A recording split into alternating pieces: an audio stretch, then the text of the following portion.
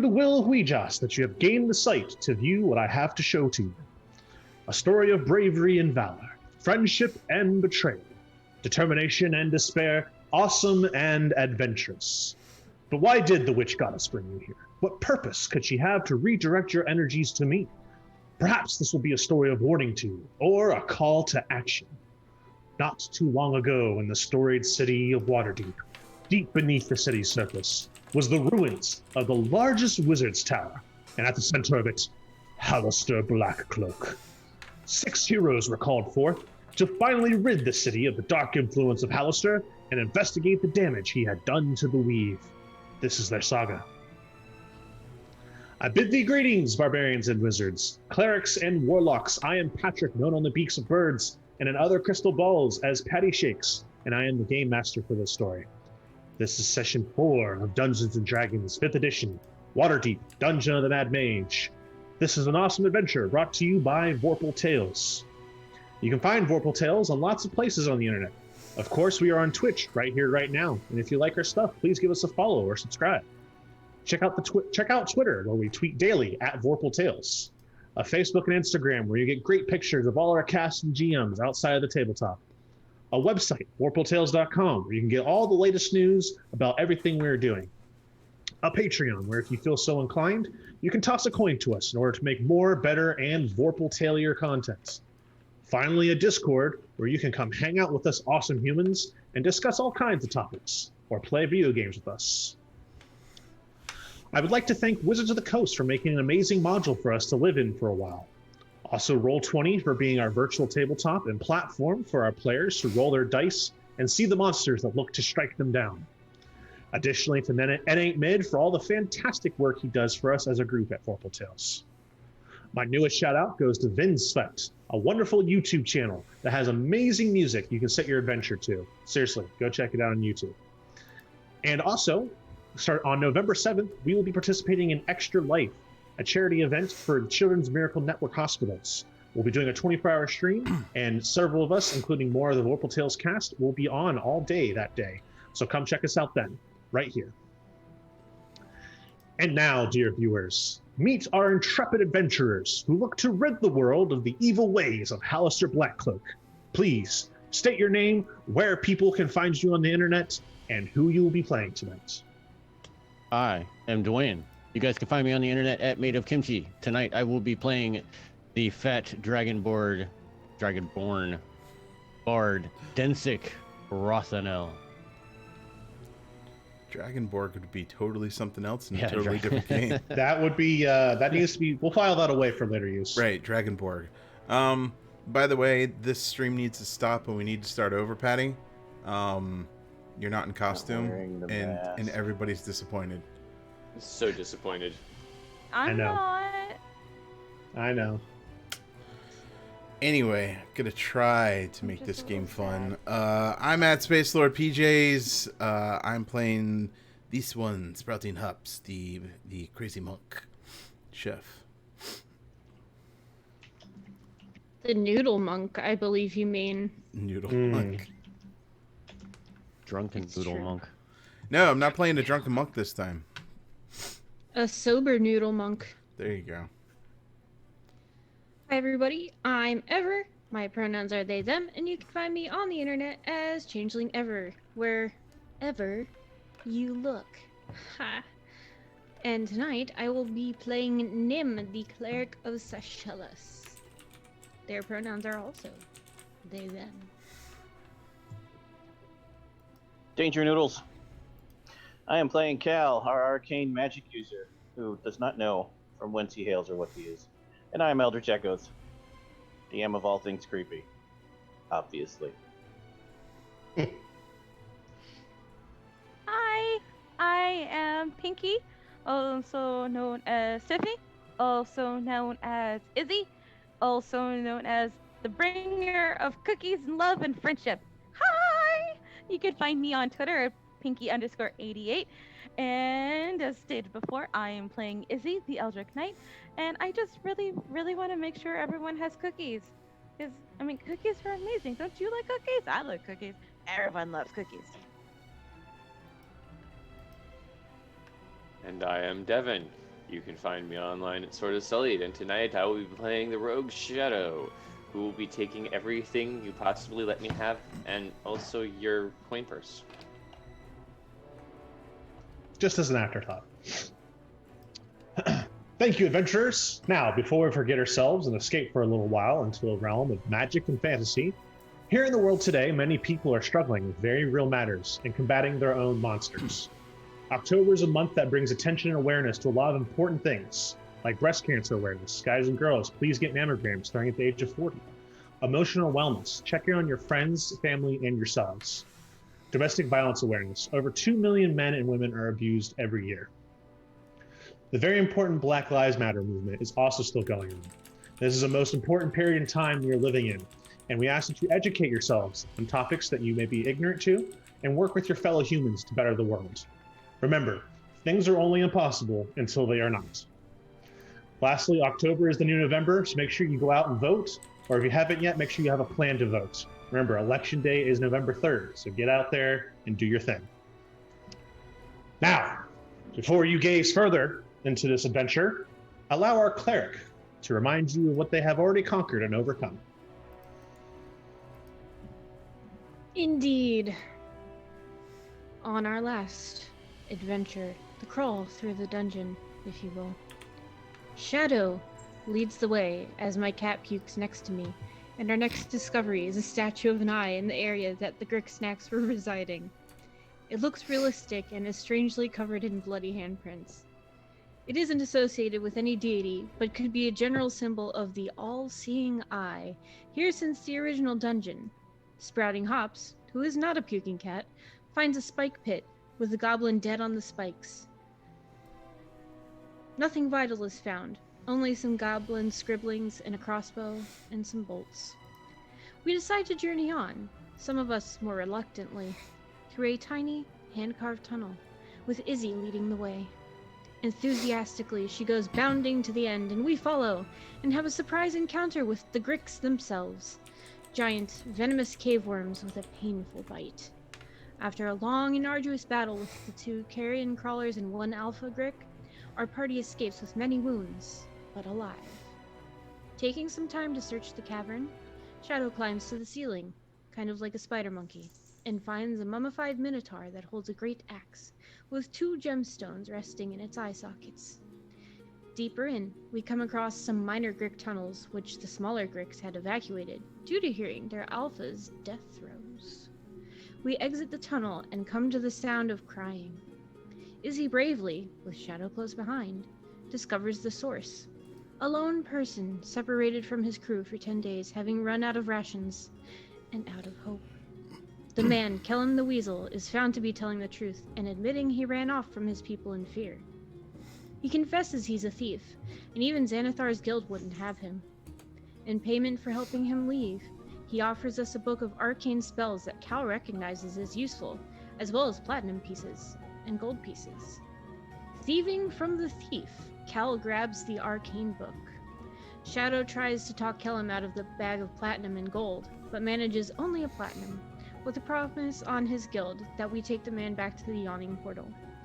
We agree, as we don't wish to bring him along to the depths of the dungeon. Kellum asks us who he should say saved him as he climbs into the bucket of yawning portal, which makes us contemplate. With combined ideas, we come to the conclusion, Vorpal Vagabonds. Now in the safest part of the dungeon, we decide to rest, and Cal reads through the arcane book. Before resting, Nim realizes belatedly that they can remove Izzy's cursed sword. Before resting, Nim prays to Seychelles for safe travels through the rest of the dungeons, and gains a vision of a city beneath them with salt water to facilitate a deeper connection to Seychelles. With that, the Vorpal Vagabonds rest. Thank you very much. Excuse me.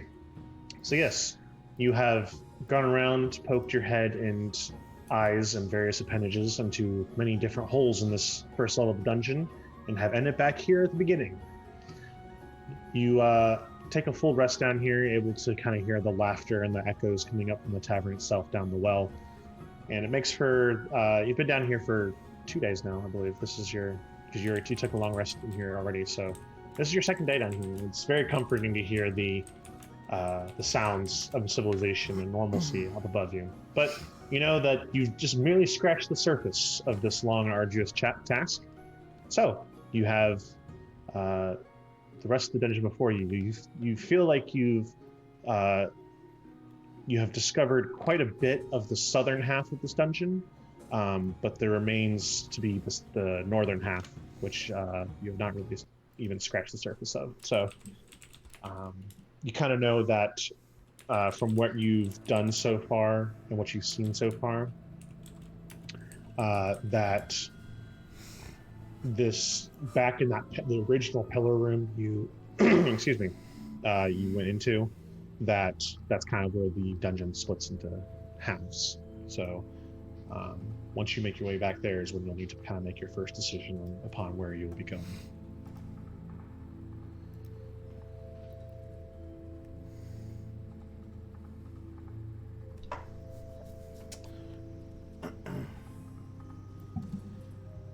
You know, we never did.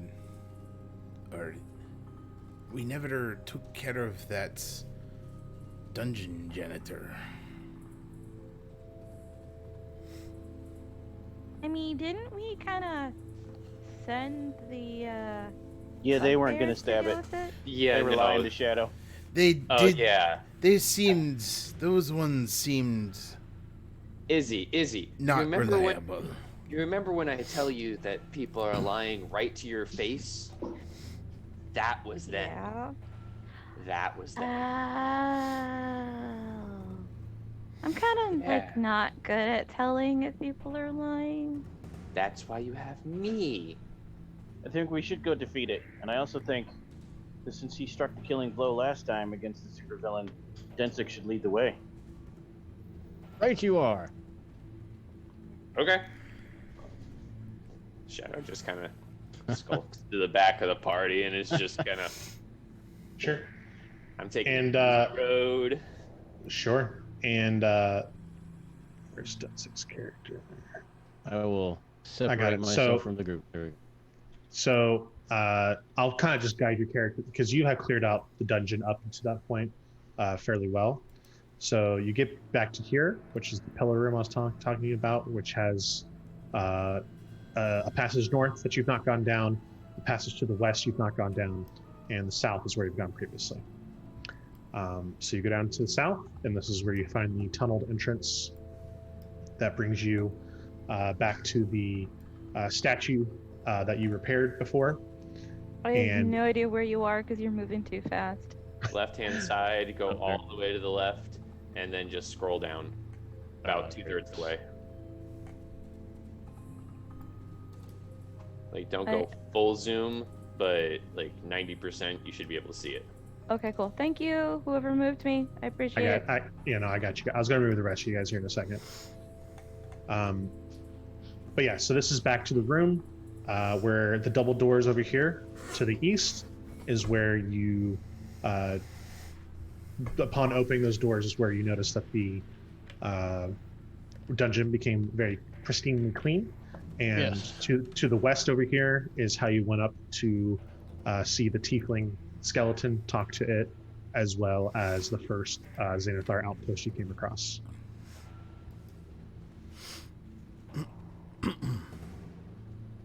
So Bensik will move down and throw open the double doors if they have been closed. Sure. They probably would stay open because there's nothing down here to close doors behind you. To the east is where you guys had gone previously. To the south is where you have not explored yet. So I don't have anything to throw or shoot. Mm-hmm. So Densik Why will, we're having you go first. We're throwing you. Right. will merely use the sound of his voice like echolocation. Sure. Yeah. Sure. So as you're walking to the south, you do notice that this hallway in front of you is quite well lit. Oh. And as you my actually, friends. as you come down here, you notice that this entire hallway is lined with candles. Mm-hmm. About every 5-10 feet or so, there is like a little niche, a little niche, and just a floating lit candle. And it seems that it just bobs very slowly. The flame seems steady. Wax is dripping, but it seems to be perpetually lit, and it doesn't seem like these candles will ever just kind of burn out on their own at any time soon.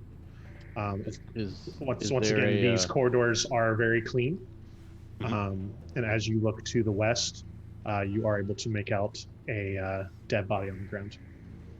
Yes, Nim.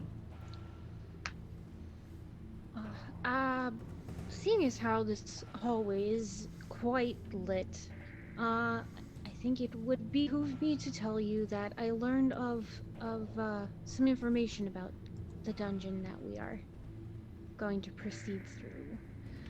Oh? Yes.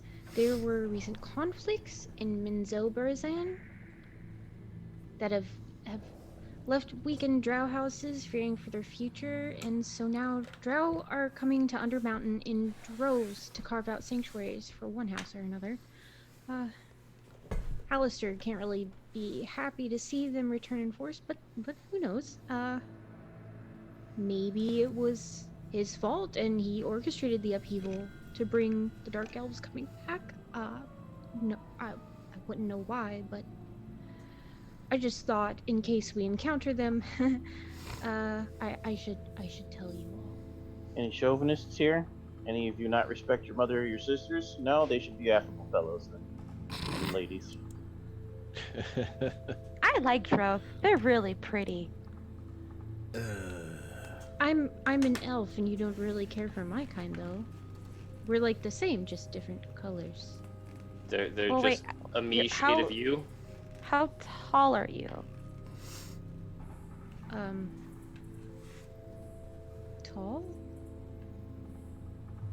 You're not tall enough, Nim. I mean, you're pretty and everything. You're just not tall enough for my type.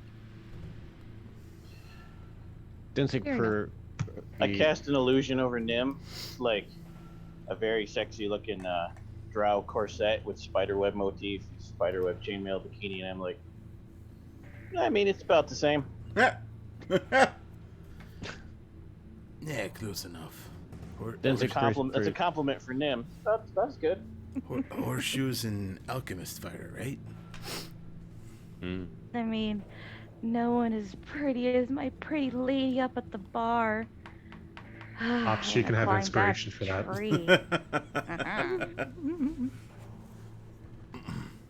right, Densik, you've got a choice to go either left or right, east or west. These candles that are on the ground, are they So they're not on the glowing? ground. They are floating in midair. Oh, they're just floating in midair. Mhm. Do they seem to be? Do the flames seem to be blowing any specific way? It's a good question. You look, no, they're just kind of, they have the normal waiver that fire causes on a wick, Mhm. but they don't seem to be being influenced by an air current of any kind. Now, I don't know what that is, but I can see a little something right there. Yeah, so you look down the hall, and there is kind of a figure in the.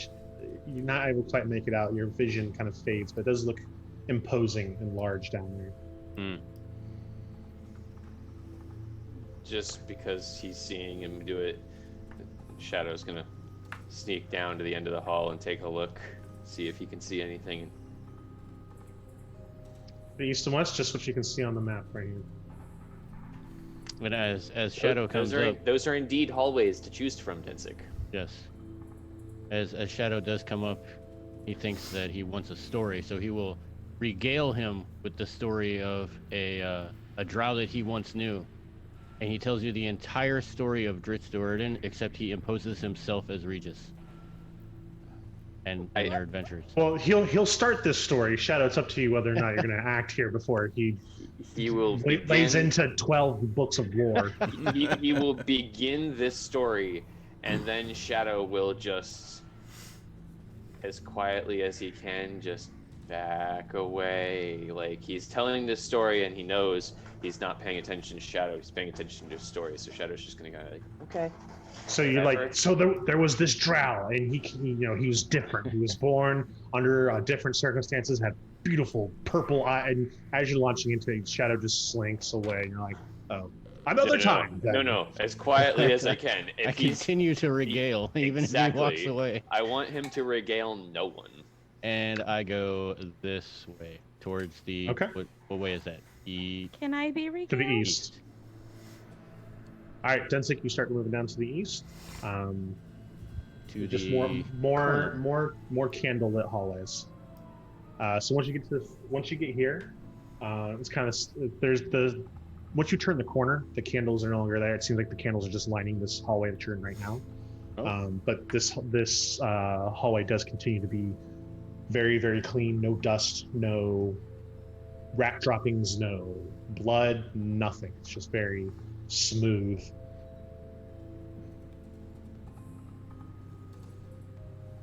And then we'll just go, hello! See if it... Hello. I amplify it with thaumaturgy. Hello.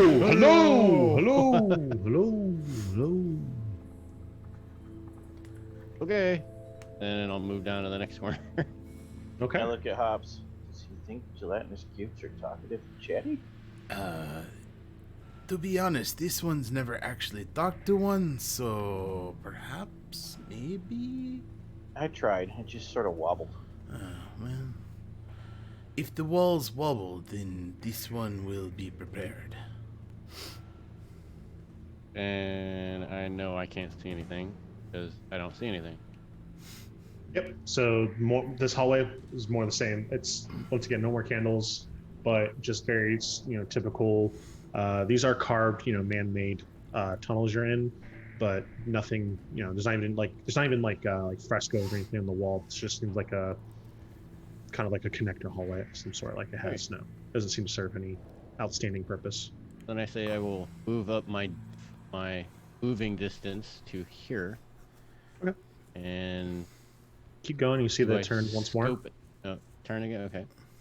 Go to the turn, and it's a dead end. It's a dead end. But when you look down at the dead end, on the wall to the north, you see a kind of a peculiar. That's a hard word sometimes. A peculiar looking mirror on the wall. It's the mirror takes the full size of the wall. It's long, rectangular. It has a stone frame around it, and so it's a 10-foot tall mirror, 5 foot wide, and it reflects back your reflection. You see yourself as you're gazing into it. Do I look as handsome in the mirror as I do in real life? Yes, 100%. And it's not augmenting anything either. You would notice if anything, even just one scale was out of place. Right. It is a true reflection of yourself. You notice though that into the frame of the stone frame around the mirror is engraved the image of a human wizard wielding a wand. Patty. Yes. And I'm saying this out loud, not inside because it's just a joke. He can react how he wants. When I see him examining the mirror, I start making his reflection do the exact opposite of what he's doing, so the same thing, but the opposite side. Okay. Raise right hand, left hand raises. So you look into the mirror, and it's mirrored. Look at that stuttery, like, when you're trying to do something and you're, like, the other way. It's like... And it's like quarter of a second slow, because the magic has to react to what you're doing. So once I see him it's just like notice, a little off. I have his face slowly turn towards him and smile with sharp teeth at himself. A handsome being. And then you kind of being an arcane magic user yourself, you quickly realize Cal is messing with you. And then after it slowly does the creepy smile at him, it just stands there, and it's like...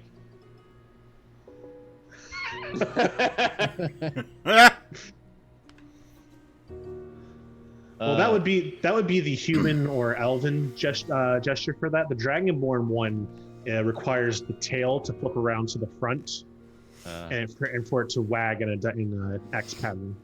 He gets the elven version because Okay. that's more, Growing up with elves, he does understand that. Yeah, that the middle finger to humans and elves is a thing. So, this thing down the hallway, has it done anything? Nope. No, it's just standing there. Yeah. The back in the. Yeah, I haven't you're moved. at? I'm just watching this thing. Yeah, it's just kind of it looks like a large figure, and it has not moved. It has not reacted. It has not reacted yet. Okay. Is there any type of writing on this mirror, or is it just the No, mage with a wand? There is no writing on it,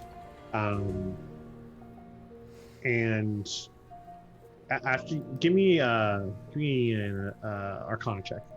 Oh yes, Arcana, the thing I'm good at.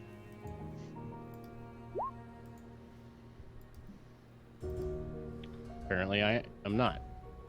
9. 9. Okay, I would like to roll also if you'll allow it. you may. I was gonna ask Cal, what do your magic eyes tell you?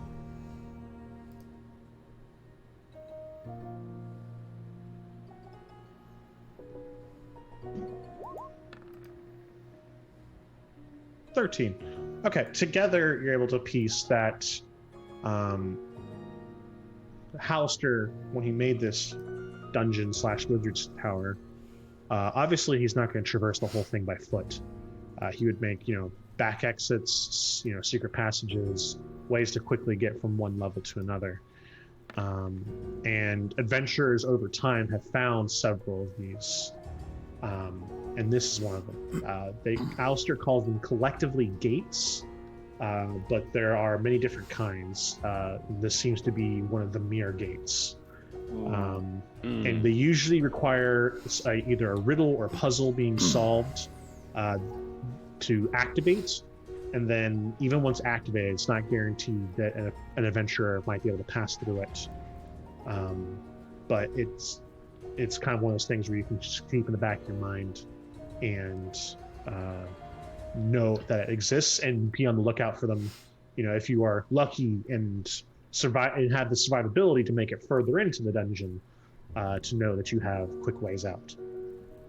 So this is the equivalent of we have found a fast travel point, but we can't use it because we have not found a second. Out of game, kind of, yeah.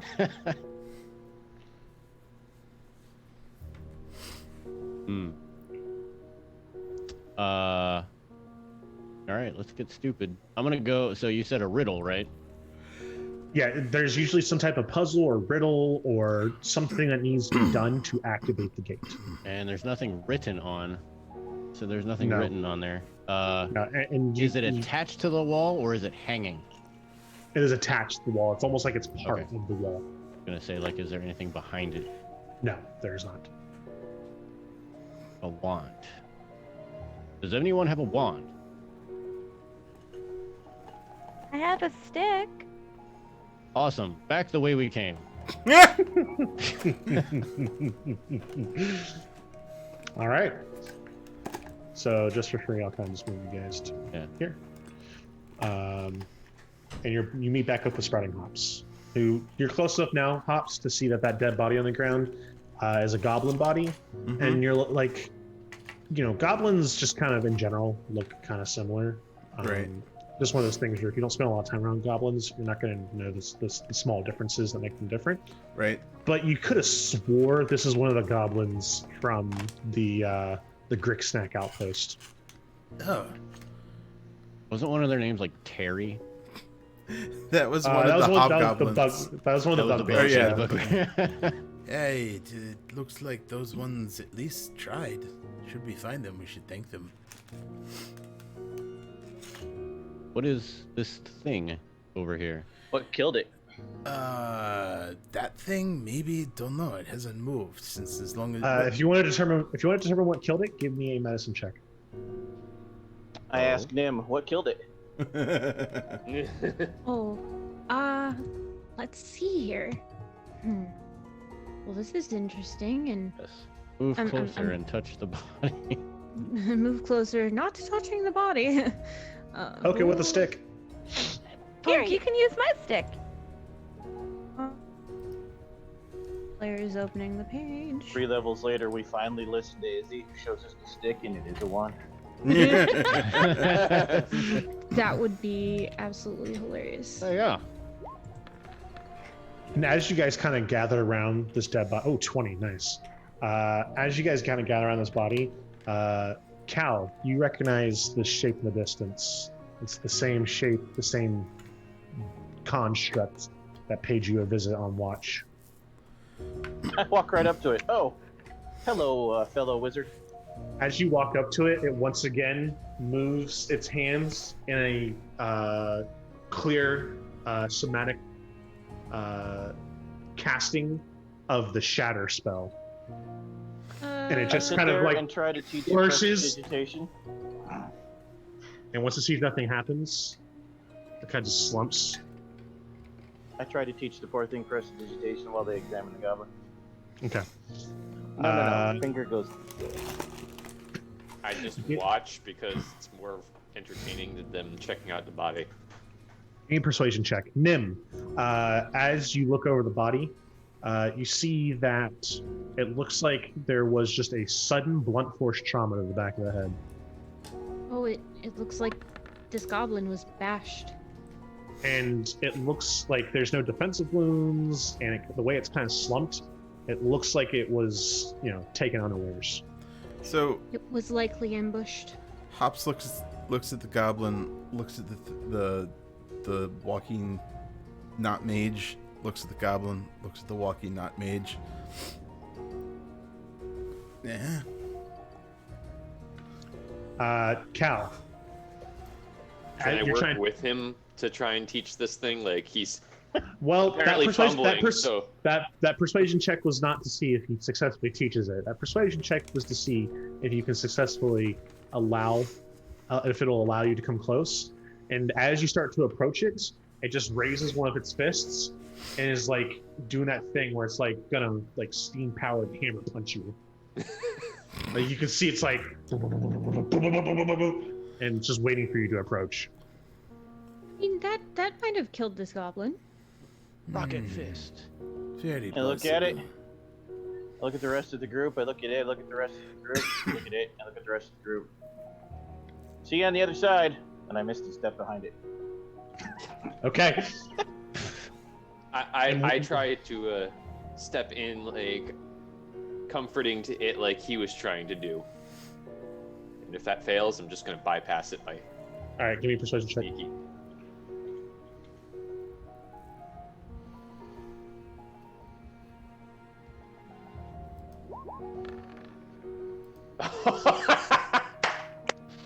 Wow. Natural one. This Oh, time, yes! as you go to kind of like, come here, buddy. Like, I'll show you how it's done.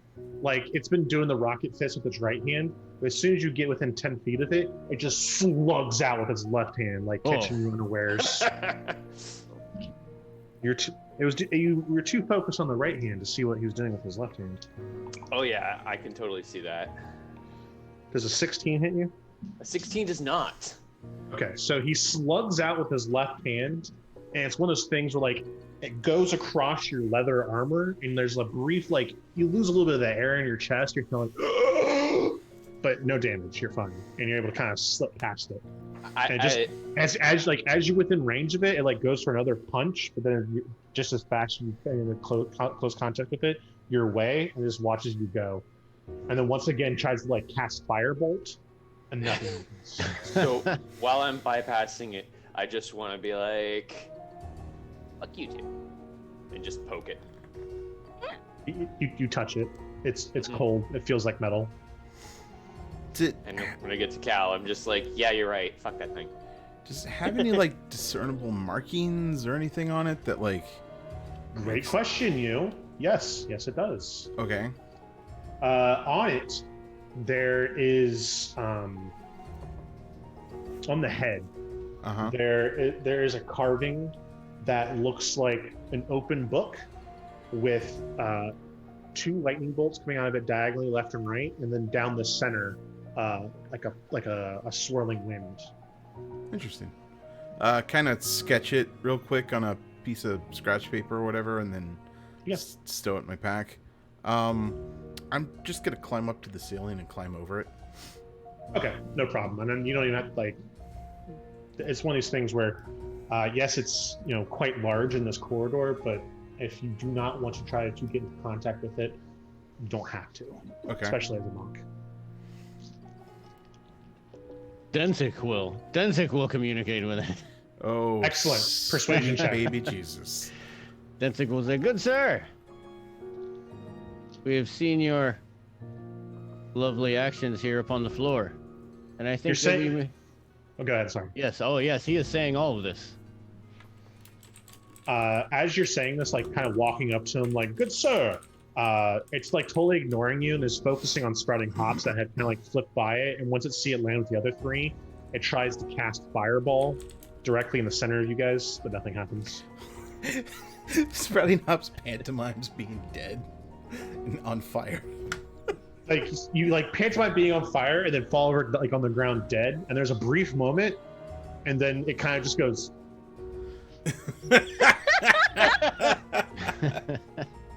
And then turns to face the new enemy coming at it. So you will say, you know, perhaps we could share notes. It is obvious that your success could now become our success. So what do you want? Persuasion check. I persuade you. Tell me your secrets. That was 19. All right. Ooh. So you guys, like, the 3 of you are kind of just like snickering, like waiting for Denzik to get punched in the face as he's doing his whole like, "Oh, good sir, yes." And like as he's approaching, the construct just kind of tilts its head and is like looks like it's about to cast firebolt in one hand and do the hammer punch in the other, and then kind of stops and goes rigid and stands upright, like shoulder like in perfect, like, you know, formation. Shadow And allows- coughs a and allows- second, and it's like, no threat. But Denzik, you are allowed to approach this construct, and like you can be as close to it as you want. It does not seem to be attacking you with spells or physical punch. Obviously this contraption knows a man in the position of privilege. And he bows to it and continues to walk by. It bows back, Yes, I have made a friend. and it goes to like turn, and it looks like it's about to lift its foot to follow you, and then stops, and then turns back around at the 2 remaining enemies down the hall. Enemies. Cool. Nim and Izzy. I offered a cookie. Go up to it and make a persuasion roll.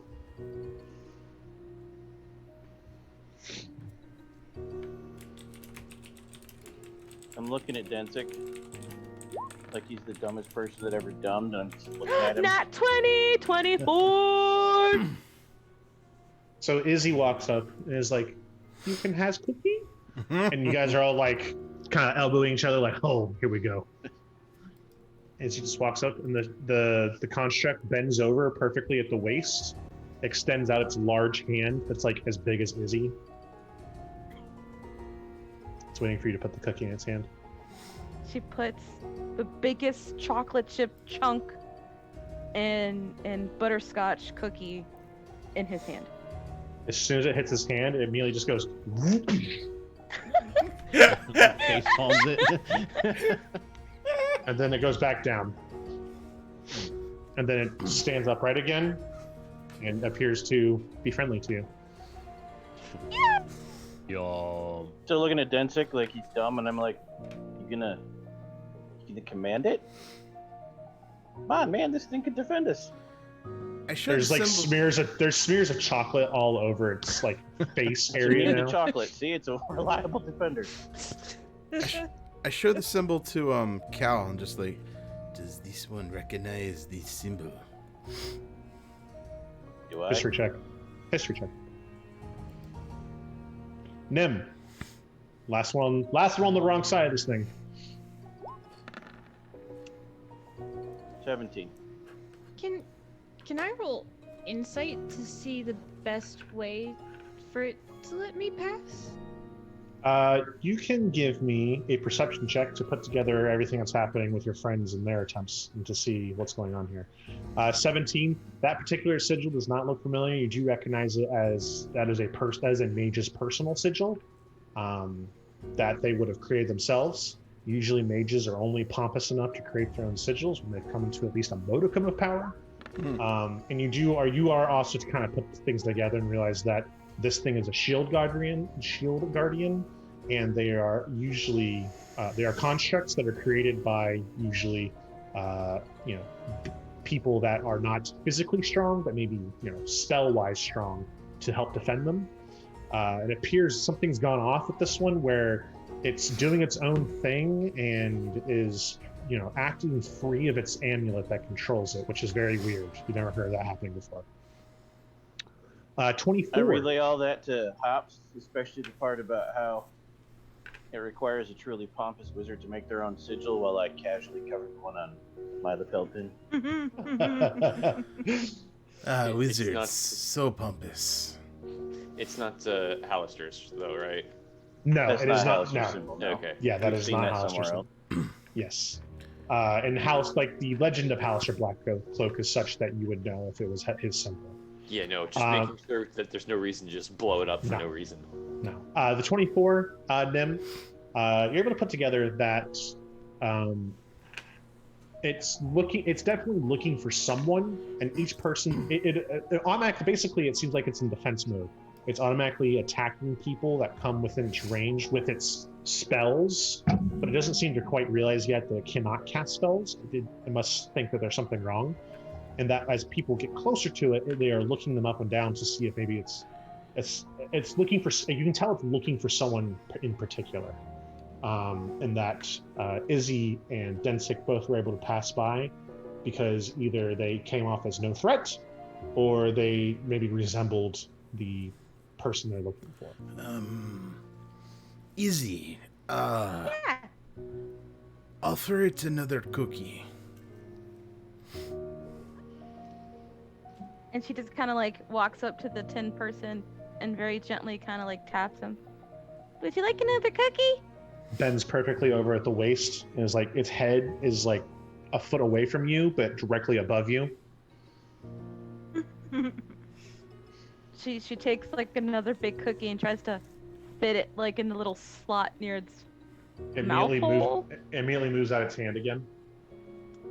She puts the cookie back in its hand. It rightens. Okay, Izzy. I Izzy. like him. Can we keep him? Yes, He's so Izzy. Cool. Toss one of the cookies at the intersection down the hallway. What do Izzy and Densik have in common appearance-wise? Nothing. Say very confidently. Izzy is obviously the second one. is I a slip up to is a Nim who looks- halfling, and Densik is a dragonborn. Yeah, but Densik is 5 foot, or 6 foot something, both and covered in nice. scales, and Izzy is 3 foot something with a long ponytail. Right? There- Your hair's long. Yes. They're also. Yeah, it's a long ponytail. I slip up to Nim, seeing their confusion, and whisper quietly in their ear, "They're both harmless." I've got another cookie. You want this one? Go get it, boy. Come on. Go get it. Go get it. And she kind of like just tosses the cookie like into the intersection. See, It tracks it. Doesn't go anywhere. It's I still focused on Nim. I have a nice solution. Oh, Izzy, go and get your cookie. Give it back to them. The moment you start giving that cookie and it bends over, Nim, just run over here. well, I I can do feel that. bad for it. I do too. I kind It's of. gotten 2 cookies. Izzy goes, grabs the cookie, goes back to the thing, looks at Nim, and then looks at the Tim person. Are you looking for someone? Do you want us to help you find your person? Doesn't react. It's a construct, Izzy. It has no intellect. This is not like a golem where there's a spirit inside of it from the elemental plane. This is just magic. It's magic metal. It cannot that's what think they or said about reason my on brother. its own. He's not really smart, but Dad can't. Your brother is sentient. This is not. This He's is sentient like to know he likes dimwit. cookies. That's good enough for me. This is like dimwit. It seems to look disappointed when it couldn't cast a spell. That's your imagination. I don't know. I kind of agree It's with broken, Nim. Nim. You coming or what? In the middle of this conversation, it performs the somatic components to cast frostbite at Nim, and nothing happens.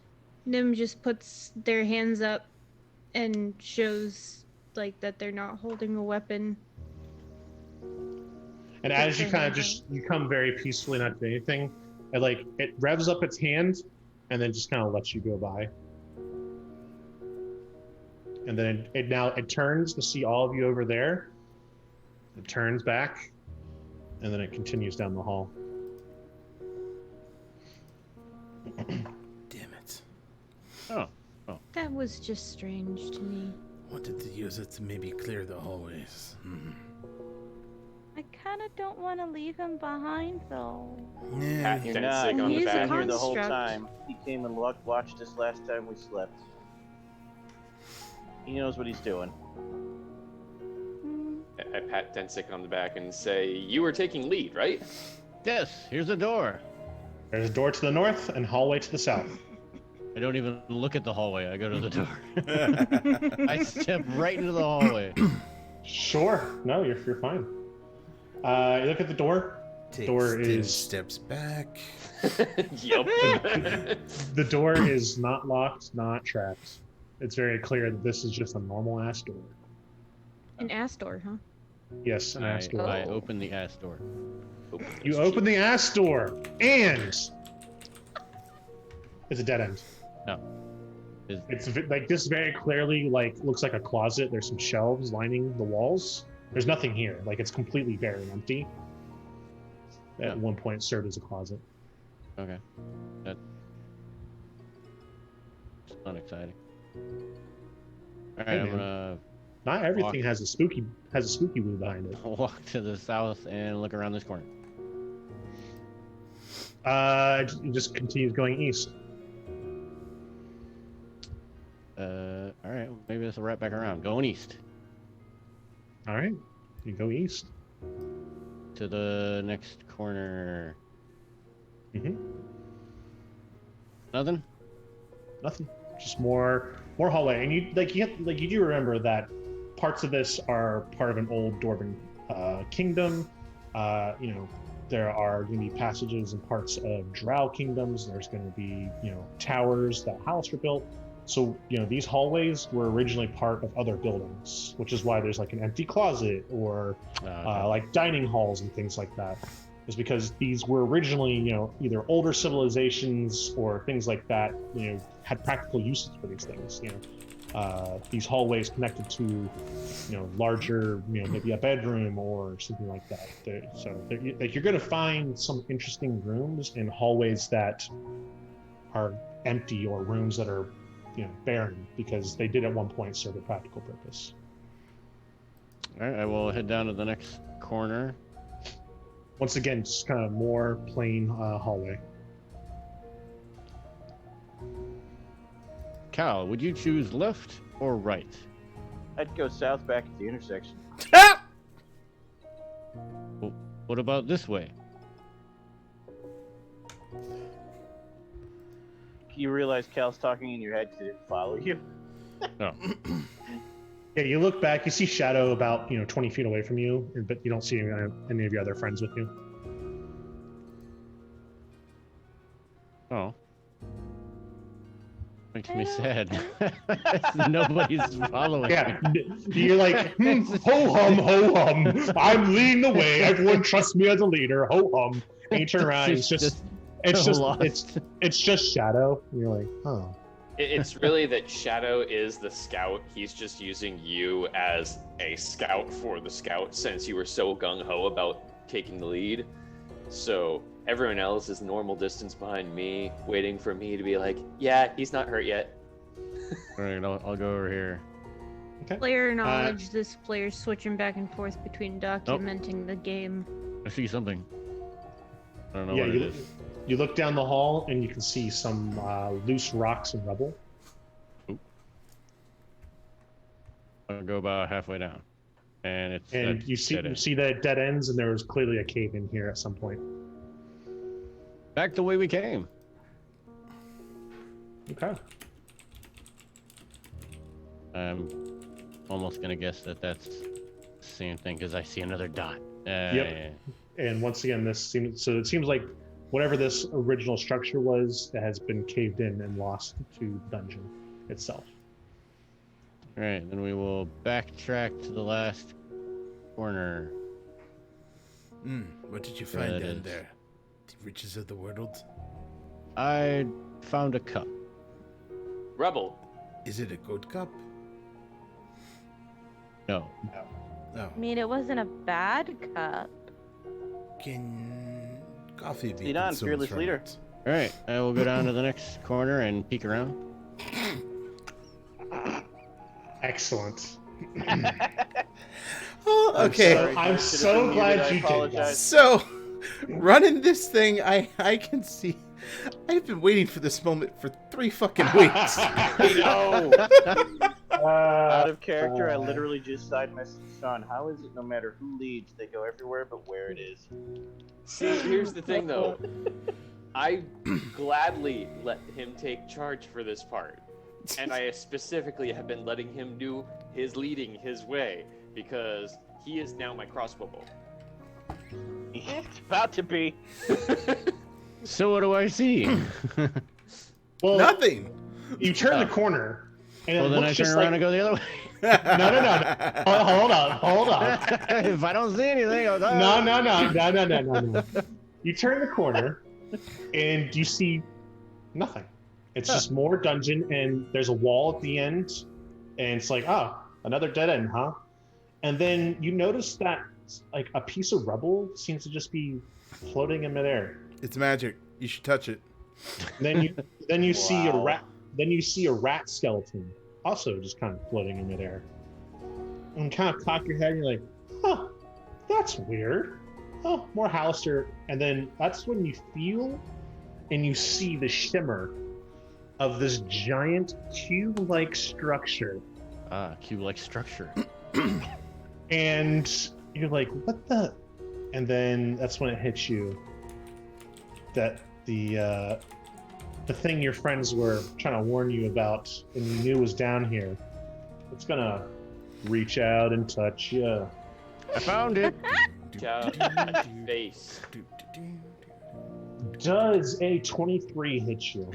Oh, so dead. Alright, now you have my vote twice. You're Once for the gonna song no one heard, and once for I found it! Splunch. you're gonna take 8 acid damage, And then start dying from the inside. and then you feel We're all you can't really dying on see- the it's inside. very hard. It's very hard to make out. You see, no, I'm sorry. You don't see. You feel these very burning sensation as pseudopod-like tentacles wrap around your arms, and you feel yourself being drawn closer into this cube. Give me a dexterity saving throw. Dexter. Oh, hold on a second. I almost boned myself on that one. I gotta change my votes. I only changed it in one spot.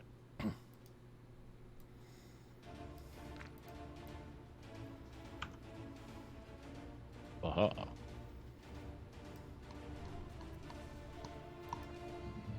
There we go. Dexterity, Dexterity saving throw. Yes, sir. So, Oh, look at That that. is- Oh, wow. Nice. How's a So you- 26? You feel these tentacle-like appendages wrap around your arms, and they are literally burning into your scales. You can see some of them start to glow a little bit from where the acid is reacting with your scales. And the cloth of your very, very nice tunic is starting to dissolve away, and you're like, shit, shit, shit, shit, shit. And you're able to kind of wrangle your arms out, and you are forced back 5 feet. Oh, I'm forced back 5 feet? As this moves here. And you all see Densick kind of hop back away from the corner, and you're all like, what the hell? And you notice this, and you can make it out now that it's moved, this vaguely cube-like shape. It has just moved slightly toward him. We're all going to roll for initiative now. As the gelatinous cube you knew was down here somewhere has finally made its appearance. Wow. It's the worst initiative ever. Welcome to my life. Oh, nice. Very nice. I forgot to click on my token. And now it's taking forever for me to load my sheet. Yeah, you're kidding me. That's hilarious. Why do you do this to me sometimes, Did I? Roll20? Oh, did I? Yeah, oh, I you did. I rolled. did click on my token. Okay. I can see the word edit. 1, 2, 3, 4, 5. Devin I think sheet's we're loading missing. Still. Okay. Yeah, Do you want me I'm to just. load it? Do you want me to roll it for you? Please do. You're gonna roll better than me anyway. You are back here. Okay. Alright, screw it. Reloading the whole roll 20. It just doesn't like me sometimes. I imagine Densick would have, like, once he saw it, just whacked at it with his cane. Oh yeah, and you Not kind of touch just royalty. like, it kind of just Not like today, I didn't, Devin. I apologize. it jiggles off, and you just see kind of like the whole shape just.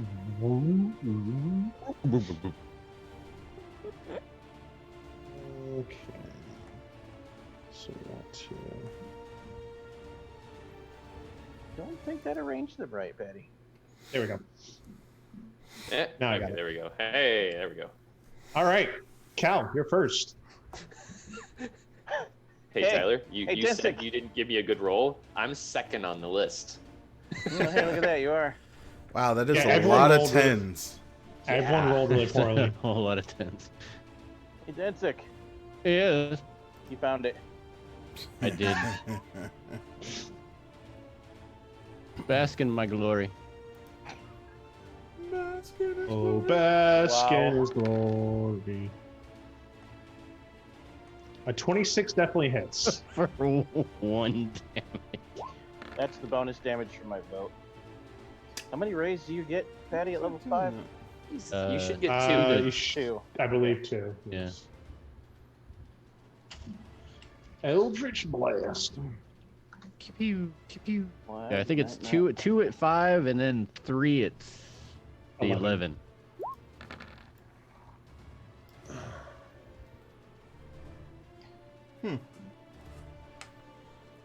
Okay, I see 3 here. Yeah, it's not rolling the damage right. Hold on. It is Can only you a do D10. it manually?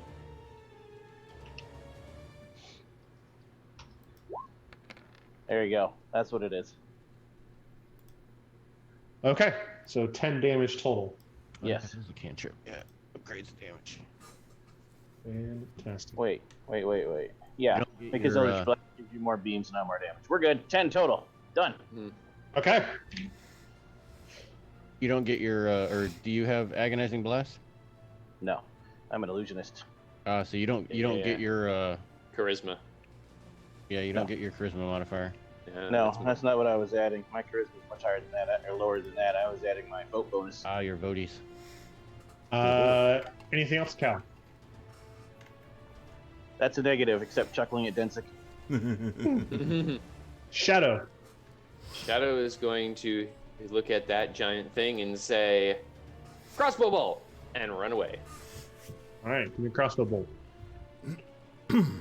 Because I think we all know that.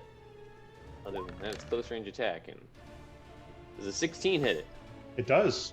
for 6? And do I still get sneak attack on a gelatinous cube? Yeah. Awesome. Yeah, you're meeting the conditions of another creature's within 5 feet. So total of, dang, nice. 13 on the sneak and 6 on the piercing. Okay, so that's 19 total. Mm-hmm.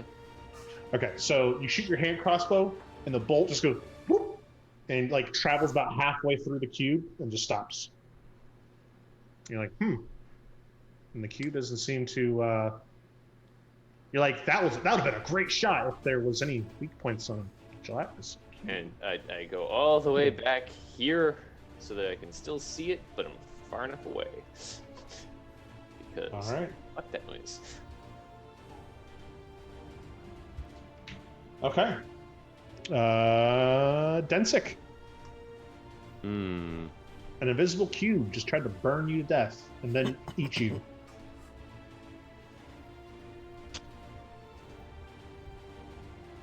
I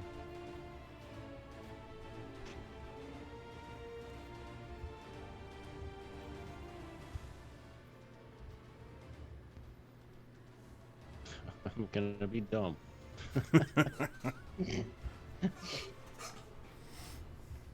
Oh Lord, that's wrong. So Densic will firmly plant his feet into the ground and start smacking on his stomach very loudly Oh no. as he casts Thunderclap. Okay. Or wait, is okay. it? Hold on, because that might hurt everybody around me. Hold on, I gotta double check. I think you can angle it, can't you? Plus, there's only one person next to you. You're in the front. Yeah. No, it's 100 feet. 100 feet. I thought it was a cone in front of you.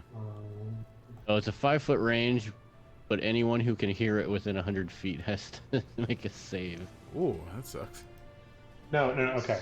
The range that the spell affects is 5 feet. Oh, okay. The spell can be heard from up to 100 feet away, but it only affects 5 feet in front of you. 5 feet in front of me? Alright, so it's like Sonic Belly Blast. Sonic Belly Blast. Yeah, kind of. like I'm trying to see what shape it takes. I think it's just anything 5 feet in front of you. Okay.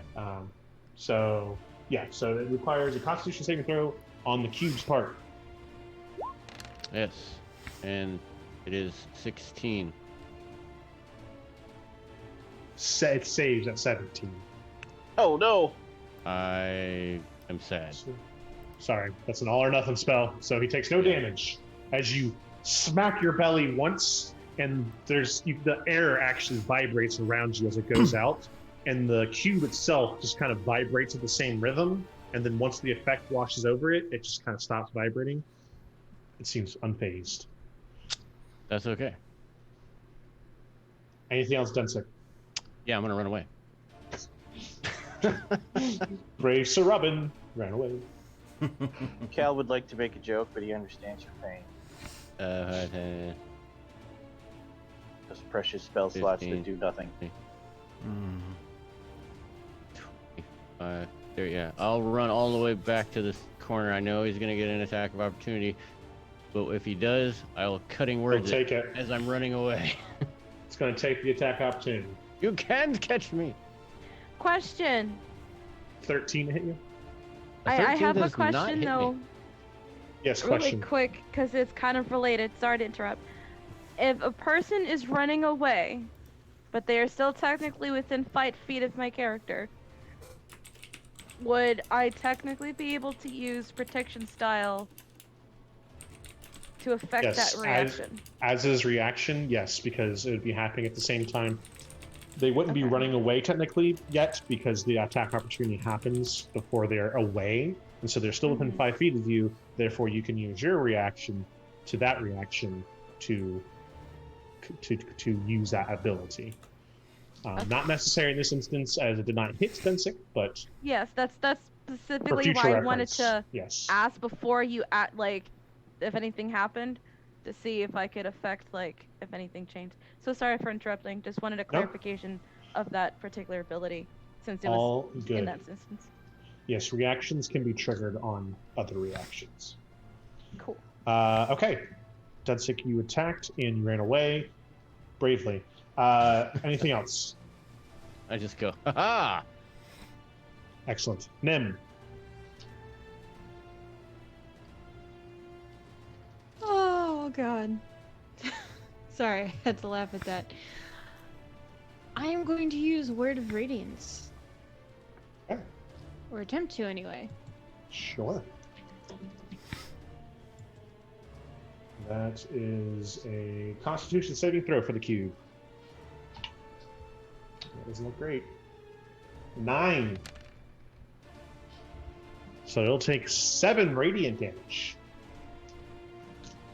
as Nim utters a word reminiscent of a seafaring creature of some sort. That doesn't quite make sense, but the word is uttered, and momentarily the cube is wrapped in very bright light, and then a soft sound comes out as the cube, you see kind of just one little corner of it is missing. Just one little... Just a little smidge. Little smidge. Anything else, Nim? Move away? Okay.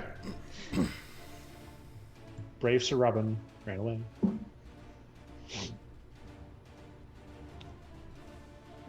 I'm not moving too far. I just don't want to be right next to it where it can eat me. Sure. All right. It is now the cube's turn.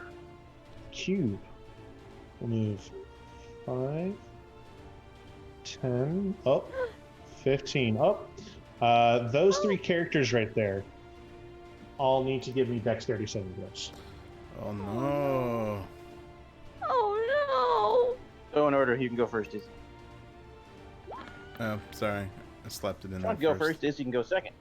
Cutting hops. That is a fail. I'm going to roll an inspiration.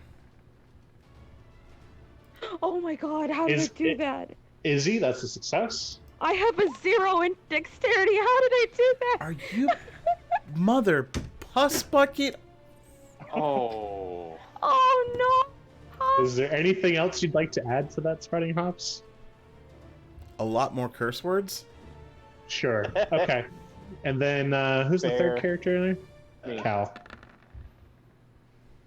Yeah, I Cal's can't even fine help on too. that either. So the 2 people who succeeded get pushed out 5 feet in either direction. The 5 feet that would get you out of the cube. Hops is not so lucky, however, as the cube you see it slowly glide forward and leaves behind a small little trail of sizzling and burning, and Hop just isn't quite agile enough to get out of the way, and it moves into him, and you just see him slowly, like as you all have, at one time as kids, stuck your finger into Jello. You see Hop just kind of, and now he's just kind of motionless inside of the cube. And you can see all of the fur on his skin is starting to be eaten away. Hops, you are restrained. And Cool. you will also take A lot. 14 acid damage. Cool. Not as much as I thought. And then it will reach out with its pseudopod towards Cal,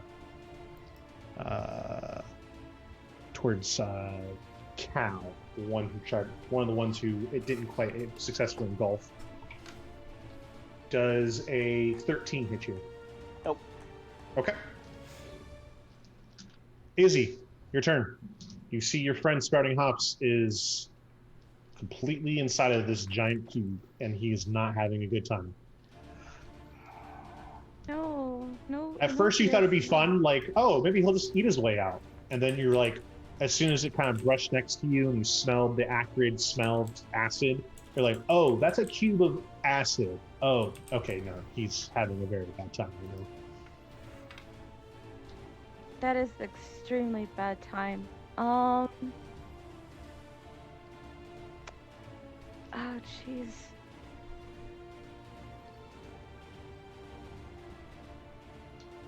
I cast magic missile. Okay.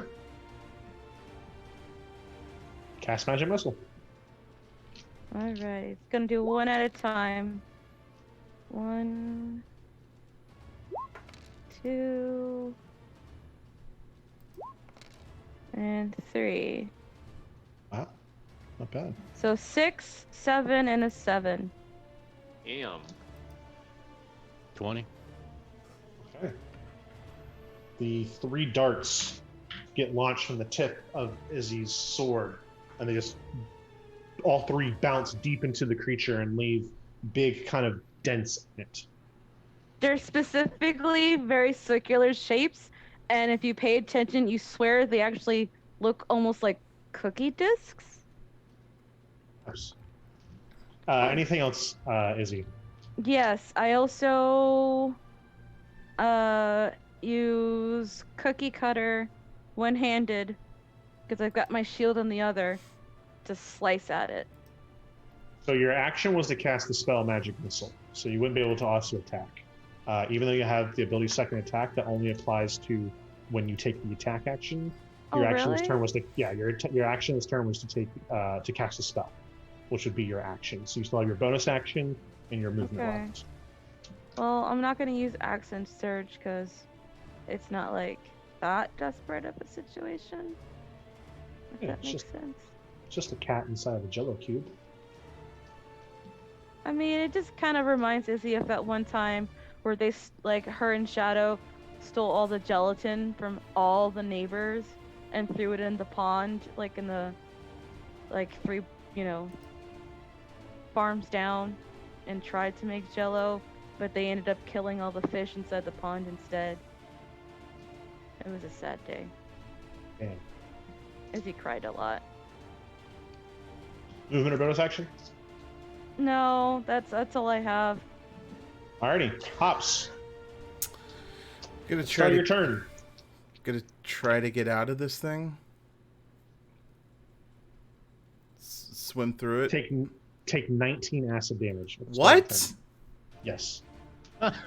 Jesus Christ. You may attempt to make a strength check if you're trying to get out of it.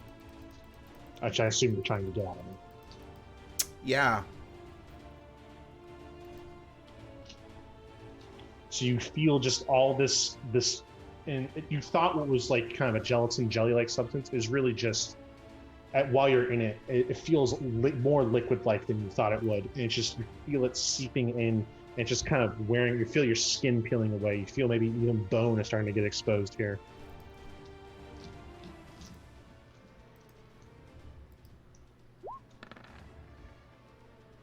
$16. You are able to successfully just kind of, pure adrenaline-filled, fueled effort. All of you see very slowly, he's restrained, and he just kind of moves his claws through and gets his head out first and is able to just kind of push, and his hands sink back into it as he gets his chest out, and he kind of kicks his legs a little bit and is able to just finally roll out of the cube 5 feet in any direction you would like. Out. That's right, Hops. Okay. Stay dry. Stay very dead. So that was your action. You still have a bonus action and movement. I'm gonna just move away. Okay. A lot. Disengage. 5, 10, 15, 20, 25, 30. All the way back here. Okay. I believe it's already used its reaction, so you're good. Well, he still had his bonus, so he could just disengaged. Only rogues can do that. Yeah, only rogues. Oh can do yeah, I forgot. He's not a rogue. He just has roguey things. Okay. Anything else, Sprouting Hops? that. No, that's it for now. Cal, back to you. Your So dear Sprouting friend Hops for was able to 15. successfully get out. Heal Sprouting Hops for 15 is a bonus action. So after that dreadful incident of the acid burning away your fur, there's definitely a lot of pock marks still left from that. Then you get this kind of chilling, uneasy, unnerved feeling. But you do feel bodily better. It's okay. Cal's done it before. Yeah, you're used to it. By now, you've hung out with him enough. You're used to it, but it's still weird. It's very weird. All right. That was bonus action. Action and movement. Burn it. Burn it with fucking fire. I like it. 13 fire damage. And it needs to make a dexterity saving throw. Oh. It's not very good at those. Okay, 10 does not succeed. No. No. Are you angling that? Yeah. Okay. Yeah, it's a cone, so he could kind of angle it up towards the ceiling, and you guys will be fine. So that's 15 fire damage. And then it definitely seems like the fire is more effective than the crossbow bolt or anything else that's been done so far. And you see that you've kind of melted some of it. It looks like a melted crayon at one of its corners. disengage back to here. Done. Since the new round, it will take a swipe at you with its pseudopod. That was a Move out. disengage with my move action. You disengage as an action. 5 foot steps in action. It's only in 3. Well, you're Yeah. moving in. You're moving out of melee range, so it can get it can get an attack of opportunity with you. Nope, Rogue. I'll stay. Okay. I have the most hit points in the party. I'm okay. Shadow. Shadow is going to take out a crossbow bolt, see if he can dip it in some oil and light it afire as he fires it off. Do you have any oil on you? Well, from our lamps. Okay. And So that'd be in your pack. So I'll say to get the oil out, coat the crossbow bolt, and light it on fire. That would be your action. So the bonus action and movement. well, I was just planning on lighting it on fire with one of these candles out here, like as I just load. Sure, but like your oil's not like the oil in your lantern is not readily available. It'd be in your pack, so you have to like get it out, coat the arrow, light it on fire, ready it. That would be a full action. Damn, I was really hoping that I could get that done with bonus since No, rogue if skills. you were known, your character's known to have oil like readily available on them. Oh, Sure, yeah. but this is something you'd have to like quick sling your pouch, whip out the oil, dip the bolt in, Then load the screw bolt that. back I'm just in. gonna fire. I'm gonna see if it'll light on fire in a couple seconds under the flame, and then fire at the fire. Yo ho, matey, go ahead. No firebolt. It just be being a regular crossbow bolt, I see. 17. That's surely hits. Roll damage. Again, 19 19 damage. Once again, though, the bolt just kind of sinks into the cube. It doesn't seem to be doing as much damage as you think it would.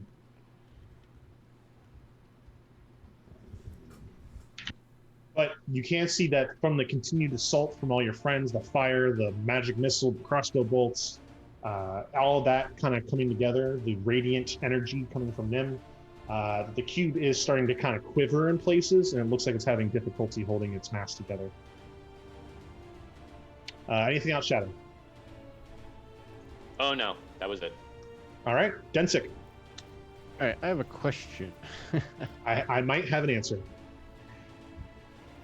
Do gelatinous cubes have the ability to hear? Give me a quick survival check. During the deep questions. Survival. It's a 14. No, that's a 16. 16.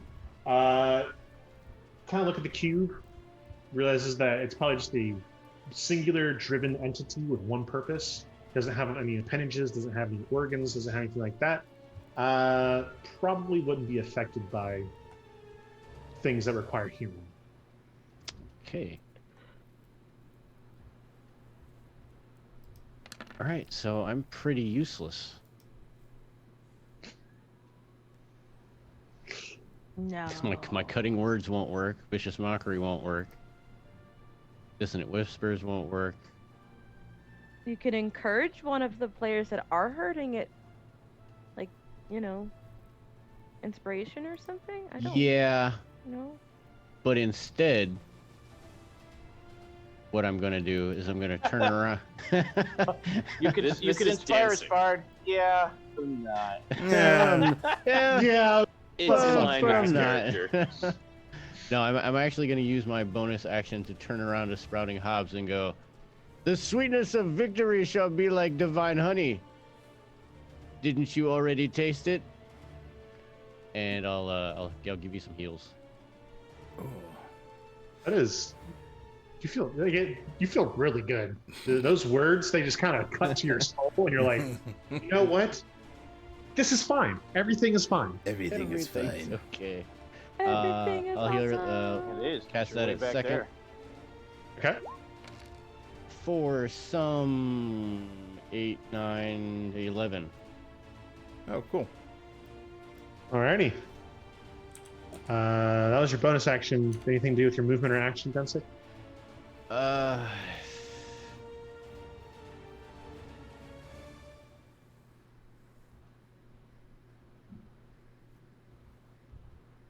I really can't.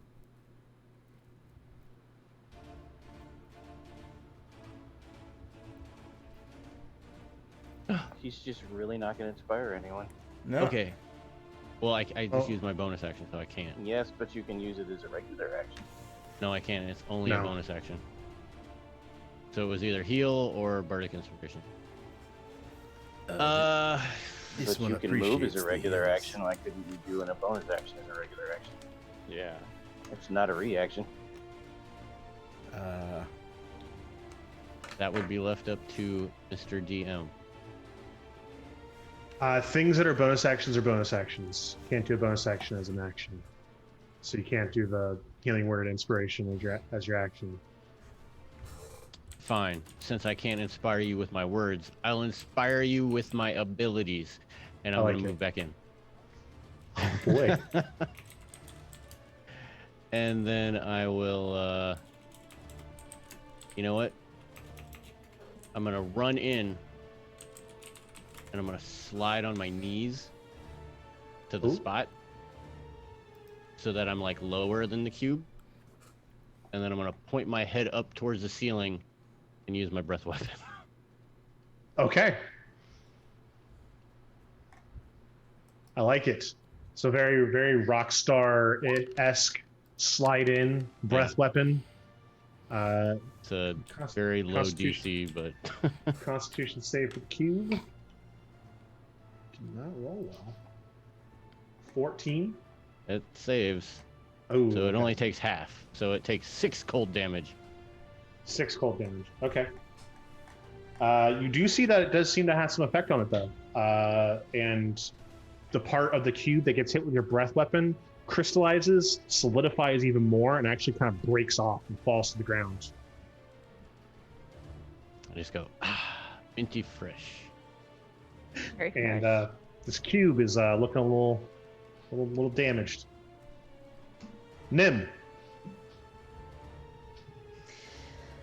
Let's see. Guiding bolt. Guiding bolt.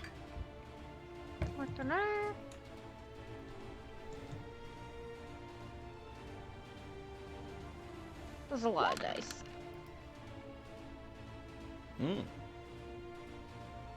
Definitely hits. That's for sure. Yay! And then 12 radiant damage. That is enough. The bolt you summon forward that your friends and allies have seen several times now shines forth, enters the middle of the gelatinous cube, and you just kind of see it shake, quiver. Little pieces of it start to fall off. It looks like it's melting a little bit, and then just one sudden expenditure of energy explodes into the surrounding walls. It's pretty icky, yeah. But it doesn't damage anybody that's close by. You, like little bits of acid do fall on your armor, but you kind of scrape it off real quick. And the gelatinous cube is no more. Is it protecting anything? Sure. Give me look. You can look at the range really quickly. You do see that it has about 100 gold pieces in it. You see some like hilts of swords and daggers that aren't made out of metal that survived the acid. You find a full set of leather armor, but it's pretty like it's not serviceable. And you find kind of some more like basic creature skeletons, so bats, rats, some snakes, things like that, but nothing of extreme value. What about behind it? Oh, sure. Yeah, you look behind it. Looks like there is not anything back there. Denzik will say, "Allow me," and he takes a swig out of his wineskin, and then just starts spitting it like a fountain onto the gold to wash away the acid. And sure That's enough, a thing. That's a thing. you're able to successfully I pick scoop up it the up. gold. I scoop it up. I walk over to Hops. I drop half in front of you and say, "You got melted." And then I split the rest amongst us. Can make a lot of Fair. dumplings with this. It only hurt you. Got down to 1 hit point. Nice. Yeah. Calculated. That was calculated, ladies and gentlemen. We run on a script here. No, just kidding. Okay, yes. So you have defeated the janitor of the dungeon. Good job. This dungeon will no longer ever be clean again. Yeah, That's it's gonna true. fall to ruin. All right. So yeah. So Fast track us back to the center room again and start from there. Yeah. Yeah. yeah. 1 second. I will get you. You mean right here? The The initial pillar pillar room. room. Oh, okay. To be. And then we can figure Well, out from there what we want to do. Or to yeah, be that fair, room's the- fine. That's the center room, right? You're talking the The pillar room. Pillar room. yeah. Death Yeah. this way room. Yeah. When you And went then- to the Grick Snack outpost, there was a hallway you did not go down. Just so you guys know, you would remember this. There was a hallway you did not go down. Should we do that? Or If you want to go back to Patty the will pillar. let us jump to that hallway. Yeah, we should clear that. Okay. Yes. Yeah. Fair. Yeah. You're already basically there. Here, I'll move the group of you. It's this hallway. You don't need the goblin with you. That guy's dead. It's right here. Okay. Oh, Oh, sounds that's right. Yeah, we went okay. north. Yeah, you went north. To the north is the Grick Snack outpost, but you did not go south through this door. That is Oh. correct. Okay. Oops. Yeah. Hops, you're missing from the group. 1, 2, 3, 4, 5, 6. Okay. Yep. Everyone's there. Perhaps you should scout ahead again, Shadow. Yeah, that was the plan. I'm not letting our Why not? I found it. Denzik almost got Hops killed. yeah. I'm part of the Pussy Brigade and gotta keep us alive. So I almost got us killed the first time. it is true. The rest. You Also are all correct. yes, yes. Cal, you're right. They are gonna get us killed. You are all very much like death traps walking And amongst. I will check this door. For I am a death trap. everything. I will kill things. Stab, stab, stab, stab, stab, stab. I've always felt I'm more of a heal trap. If there were, a trap like that, like, boom, you're healed. Ha, surprise. So I rolled a 25 to check this door for locks and traps. The long, slow blink at him. I mean, it would be a great prank. Not right? locked or trapped. And make a show of unlocking it. Honestly, if I'll be honest, this whole dungeon's a thirst trap. I'm thirsty. What is that one thing? You walk in, and I'll describe it to you. All right. Gasp. On the west wall, so over here, is a 30-foot wide floor-to-ceiling map. And it's carved into the wall fresco style. In the middle of the room, there seems to be an open pit. And you can hear something in there. Other than that, those are the two main features. I walk to the edge map of the pit. and the pit. Look down the pit. And you see that at the bottom, it looks like it might have been deeper at some point, but there's like a bunch of stone rubble down there. And all the sides of it are completely smooth. There's look if there's any handholds. But it's only about 10 feet deep, this pit.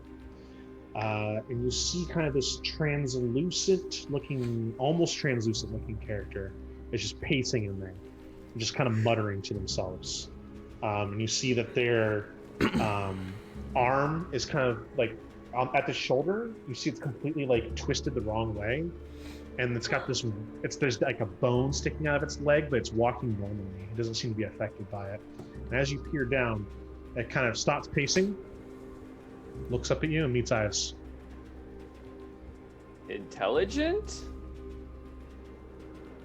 I would certainly think so. I am quite intelligent. I just don't have the skills or ability to climb out of this hole. Hey, you look a little hurt. Are you okay? Well, yeah, I'm dead. Okay. I just wanted to make sure that you weren't just, I don't know, some crazy monstrosity. I don't know. There's a lot of weird shit in this dungeon. Agreed. That's you know what? That's fair. That's very fair. I'm on board with that. You're not lethal to regular people, right? You're friendly. You sound like an amicable fellow for, having those things wrong with you. I am certainly not going to hurt you. There are 4 people in particular I'm looking for, and I'm going to kill them, but not you. Sounds fair. You want help out? Please, for the love of God. Been stuck down here for like a week. Izzy, we need a stump. Stump? Hold rope again. Oh, yay! I love hopping rope. I hand her some rope and I throw the rest of it down into the pit so he can use the rope to climb. Okay, Izzy, give me an athletics check to kind of secure yourself and be a brace to help him get out of this pit.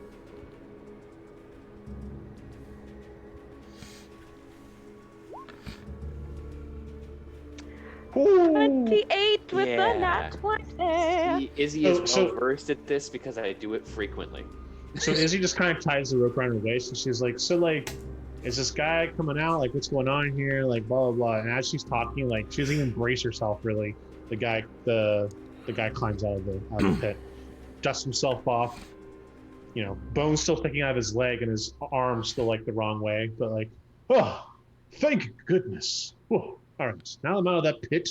I'm cooled off a little bit. Imagine being stuck down there for a week. Anyway, my name is Haleth Gark, and I am a cleric of Joaquin. Gark? Well, at least I used to be. I teamed up with some friends, who I thought were friends. We called ourselves the Fine Fellows of Daggerfold. How fine were you? And fine fellows we were. Except, well, there's a bit of disagreement. I knew, and I still know, that they were withholding treasures they had found down here from me. They're withholding it, and we just agreed. Equal parts, equal partners. Well, they didn't want to be forthcoming with it and decided in my sleep to beat me to death and throw me down the pit. Hate it when that happens. Yeah, well, I woke up, saw what happened to me, realized I should probably be dead, but I'm not. I'm going to go find those 3 guys that killed me, and I'm going to murder them back. What are all their names? Just so that I can... One of them we let out in the bucket. He's probably in the bar. I don't tell him that yet. Which one was I'm it? telling him that now. Was it Copper Stormforge? He was kind of a pussy. No. He was the weasel. No. I have no qualm with him. He ran away from our group long before these three beat me up. My friends are... I'm looking for a dwarf named Copper Stormforge, a human named Midna Toberth, and a human that calls himself Rex the Hammer. I haven't met them.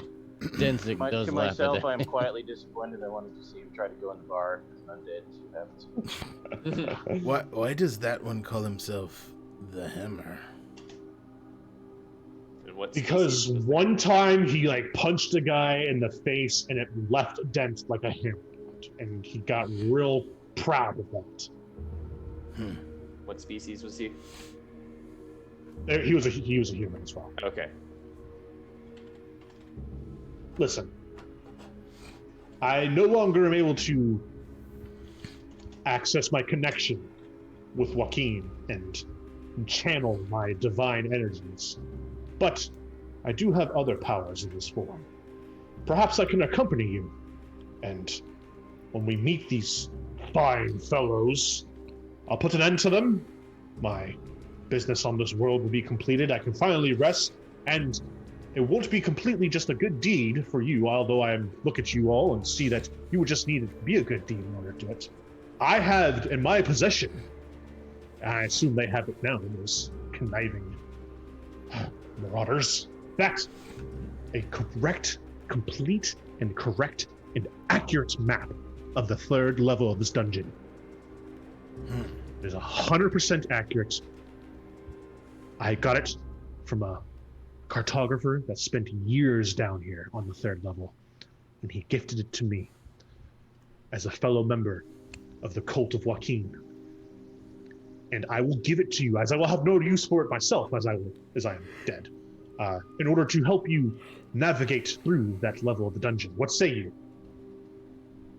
Yeah? Third whole level. So we're in a map room, right? You say that, and he kind of looks over the map. He's like, well, yes. Are there any maps And in here? Well, it's not really a map room. There's just a giant carving of a map on the wall. Oh. He gestures to it, and you see it's this very, like, at the top, it's very clearly like it's the Mount Waterdeep. It's the city of Waterdeep up there, and then there's like very clearly defined like levels, 23 of them that go down. But you look at each level, it's all very like whimsical and stylistic, and like, you know, there's like for the first level, there's like, you know, torches and floating candles, and you see like a goblin or two on there in combat, and like it's kind of more the same for each level down. Okay. Really the only things that stick out about this map that kind of have anything is next to the third level, there's a giant flaming skull. Oh. Next to the 16th level is a comet. And next to the last level, the 23rd level, is a it's very clearly a tower, and there's a rune engraved above it. Do they stick out, you say? Yes.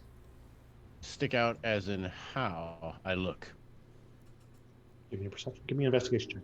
Oh. If you were Oh. getting in there. I'm getting in there. The eyes, the bushy Getting all eyebrows in there. raise. The monocle comes out. Investigate. 19. You look at them. The first thing you can tell is that these three things stick out because they actually stick out in their buttons. Oh. And the tower with the rune, you've seen it drawn lots of places everywhere, and since you've entered here, you've seen it in your research, you've seen it in stories. It is Halaster's personal rune. Ah.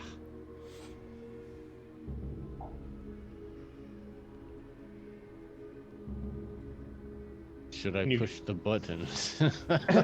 Also, with 19 is a really good roll. Also, with that 19, you realize that from the little bit of research you did before you came down here, that flaming skull is the symbol of Skullport.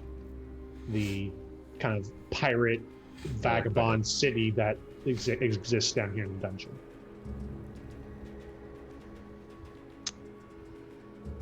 What?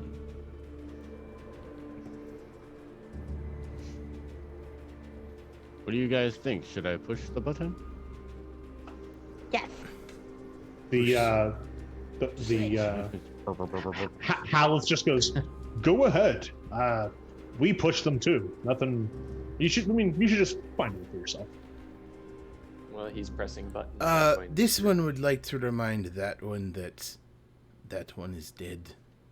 Not from pushing the buttons, I'm not. Oh, push the buttons then. Densek, do you push the buttons? I think you should Well, do if he it from push, afar if they with your push feet. them already. Yeah, what the hell? I'll push the button. Which one are you gonna push? I'll push the Tower of Hallister first. Densek, push the button. You press it, like half a second goes by, and then a voice that fills the entire room goes, "Gate access to Hallister's Tower from level 23 only."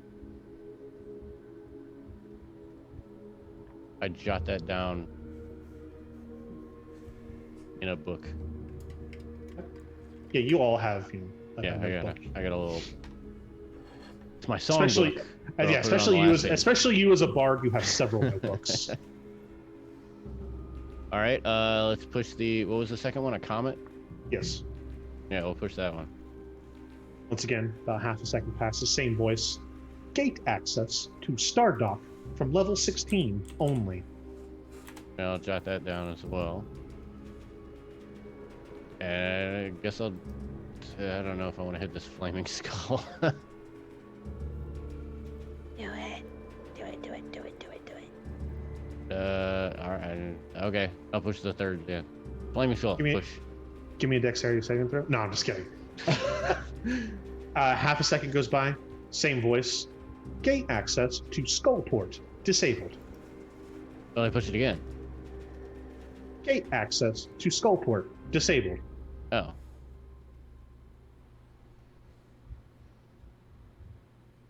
One more time. Gate access to Skullport disabled. Okay, I was hoping that like switched back and forth. This button is broken. So at this point, Haleth, he kind of kicks kicks around a little bit, and he's like, and he points to the south right here, and he's like, that's totally a secret door that leads down further into the dungeon, to the second level. If you're ready, we can go through it, and we can go find those fine fellows.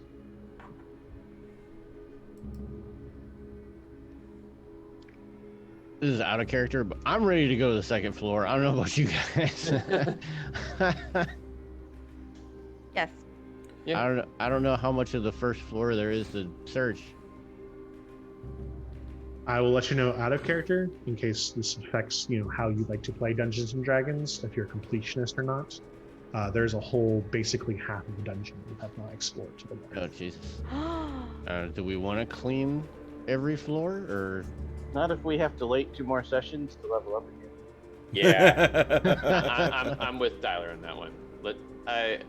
We clear a good portion of this, and it's not our primary objective. Our primary objective is the bottom. Also, if we get really That is true. bored and just want to beat up on stuff lower level than us, You can always come back, right? Always come back. Yeah, Patty will definitely not scale it. Yeah. We will not alter have the a- topography It'll be- based on our actions. No, it'll be like an MMO where you go back to the low level areas, haha, I'm so badass, one-shotting everything. I go alone into that one spot that I went to alone before, but this time I actually go to fight something. And look, special secret mob boss. Oh yeah. So he points to the door. He points to the wall to the south, and once he points it out, it's kind of obvious that there's a door there. But there's also a door over here to the northeast. If you're curious. Yeah, I was saying I'd like to be checking that out while everyone else is dealing with the button. Very clearly unlocked, not trapped. Open the door, see what's inside. Open the door, you say. Well, that's where the red dragon's been hiding. Oh my goodness, it's a red dragon. So you travel up to the north real quick. You just kind of scout it out while everyone's talking to Howlett / pressing Oh, buttons. that's the other end of the hallway. And it's the other end of the hallway that led back to the Grick Snack Outpost. Cool. Yeah. No reason to go there. That's not the right. Yeah, let me move you. Whoa. You're all Whoa. squished. I'm all tall. Did you just get hit with a... I got Spell? hit with enlarge. I'm a You big go. kitty now. All right. Okay, there we go. So yeah, All right. Now that I so- know, I vote we go Sure. south. all right. Howlett just walks through the door, like phases through. Oh! I check for a door before I try and phase through. It's very obvious to see that there is there's a door there. I motion for Izzy to continue on. Okay. There you go. You're all able to see the door now. Oh, I just wanted to see if Izzy would walk into the door. She already walked through the door. No, but you said he phased through, so was there still a door and he just kind of ghosted his way through, is what you were saying? Yes. Yeah. Yeah, I was seeing if Izzy was going to do the same, to try and walk through the door. Through But the door. She did.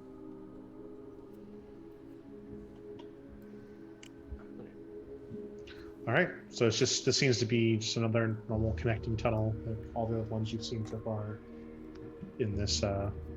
Is this a rough tunnel or a? No, this seems definitely man-made and purposely put there. Is there an echo in the tunnel?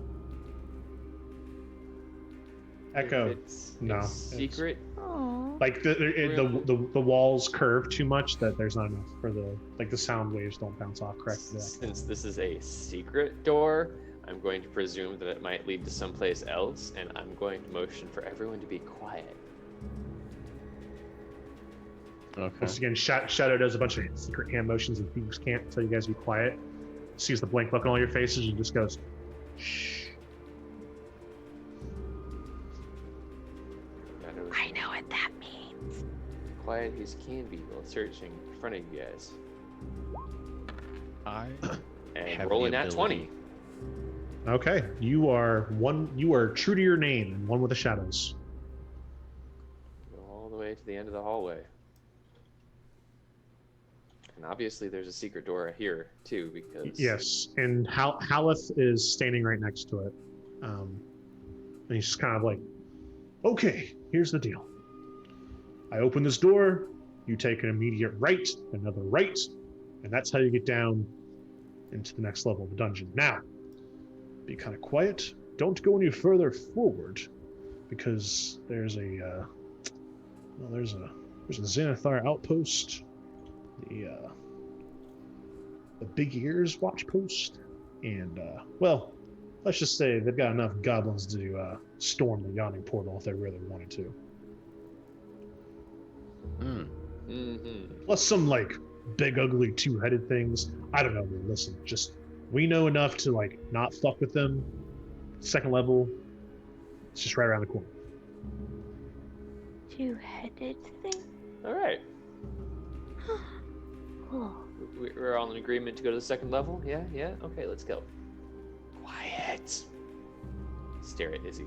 Now, I must tell you, before he like, he's like halfway through the door and he comes back, he's like, now I have to tell you, we didn't quite make it, or at least before they killed me, we didn't quite make it down to the second floor. There was some signs of, listen. We should all be on our guard, okay? That's all I'm gonna say. Because I don't know anything else. We just heard some freaky stuff. Just be on your guard. On the second floor or this floor? like leading down. Well, to you the never second made floor. it to the second floor, so yeah. Yeah, This I mean, floor. we Gotcha. found the way down, but like, we didn't go down because we heard some stuff down. Like, what? I don't know, weird stuff that scared us. Okay. So we You know what's backtracked. We backtracked to that previous room. We made camp. I accused them of stealing from me. They killed me, and now we're here. You know what's a really weird noise? My dad's snoring. Oh, I once thought it was a bear. It was just Dad. Perhaps this one's dad was a bear. Your dad's a bear? Whoa. How did that work out with your mom? Tap Shadow on the shoulder and say, "For the love of God." Just And I open the continue door. forth. And I sneak my way, and sneak my way, and I say, oh, look at that, there's a staircase. Second. And I'm sneaking. Hops is curious. He's gonna look in the room. Sure. Let's see. There's a staircase? Where? I don't even see the door. There you Oh, go. there it is. Sorry, our rogue is You're moving not in the through room, rooms. I know, because I couldn't see the door. Right, he couldn't see through the door. It wasn't deleted yet. So you're walking right here. Hal is like, okay, it's over here, down the stairs over here. But Hops, you look into the room. Mm-hmm. You can see that there. You take another step so you can actually see. You see that there's a hallway to the north over here. Mm-hmm. So it looks to be a door of some sort over here. Mm-hmm. A hallway over here. And you do notice that right here is a very large statue. Mm-hmm. And that statue is of a Dwarven king. Oh. And it looks mostly normal. It's a 3 foot high. It's on a 3 foot high stone pedestal, but coming out of its neck is this weird, like, deformed second head that has this weird, like, toothless mouth that's hung ajar, just kind of like, and it looks like it's kind of like in a screaming motion. It looks kind of freaky. It's holding has a large warhammer in its hands, and it has a stone crown on its head as well. Oh. Is the Warhammer stone as well? Yes, yeah, it all looks to be it's all stone, like one giant statue. Interesting. Cool. Hey, there's a cool statue over here with a weird face.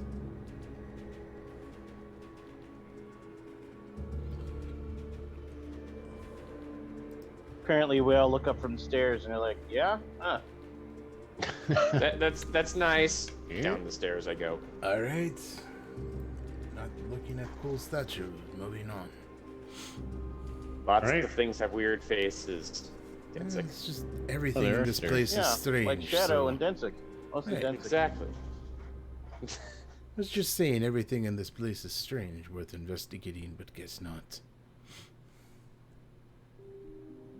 Okay, so you descend down to the second level, and normally this would be where you would level up, but we're in the middle of a session, so we're not going to do that right now. Boo! So you will have to face whatever you get through in this dungeon as your current level. How long does it take us to get down these stairs? I totally can level up in like 30 seconds. Nope. It takes a little while. You're descending down, and the stairs drag on for quite a little bit. Like You'd say 5 like, minutes? 10 minutes? It's like a 10-minute walk that you're going down, and you go down further and further and further until you. Densik will sing a song as we're going down the stairs. Perfect. Until you reach, you kind of feel that you kind of open up, and you're still going down a hallway, but downstairs. But there's like a new roof over your head now. Okay, so let me figure out how to get you guys into the second. Just select this all, copy and paste on the new one. Okay. Make sure I have your Revenant buddy with you. Yes, speaking of Revenant Buddy, I have a question for him. Sure. As they're going through, Izzy just kind of like looks at him. Well, one, you were alive. I don't know how you're not dead now. Like, I don't. Okay, not my business. So, did you happen to see like a tin man kind of like wandering around?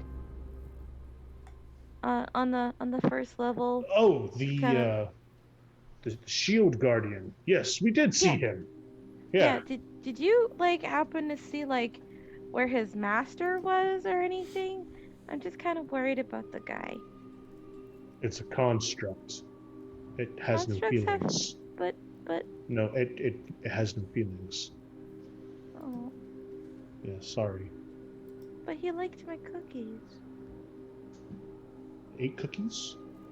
Yeah, I gave him 2. He took them and he smushed them on his face. It was really cute. That's why I just want to make sure he's okay and if he could find his master, because you know it's really sad when you're lonely and stuff. That's why I have Shadow. He's so cool. Have you met Shadow? Shadow's so smart and he's funny and he's really good at stealing things. Oh, you should be friends with Shadow, but you can't be best friends with Shadow because that's my job. It's supposed to mention Tyler. the stealing part. Yo, How do I make sure that the next level is ready? correct? I'll look. Hold on. I Yeah. assume you I wa- mean not totally revealed. Yes, which it Yeah. looks like it is. It does look like it is. Stand by. What do you mean it's totally I revealed? think it's only lit where people who have vision are, but I'm double checking. Yeah, it's only the monsters that are giving you, and I think there might be some light. I think those rooms are actually like lit by something. Well, I want it set so that it's like Fog of War, basically. Yeah, that's what I'm doing. That was actually not turned on. Okay, so in the meantime, I'm gonna position you guys and copy you in a way. Regular works. Fog of War, not advanced, right? Yes. Restrict movement. Yeah. I'll Okay. make you guys.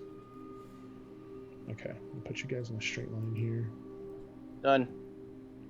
Thank you. Put you guys in Oh. a straight line. Yep, that definitely changed it. Perfect.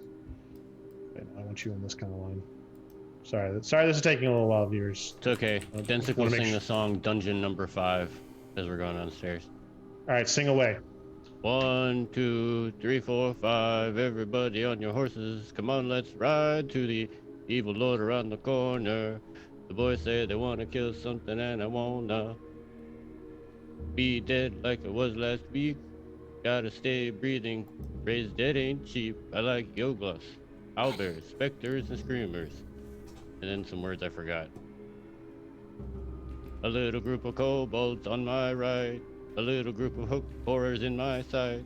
A little group of goblins are creeping in. A little group of ghouls come from the din. A little group of bodaks can be fun. A little group of golems make me run.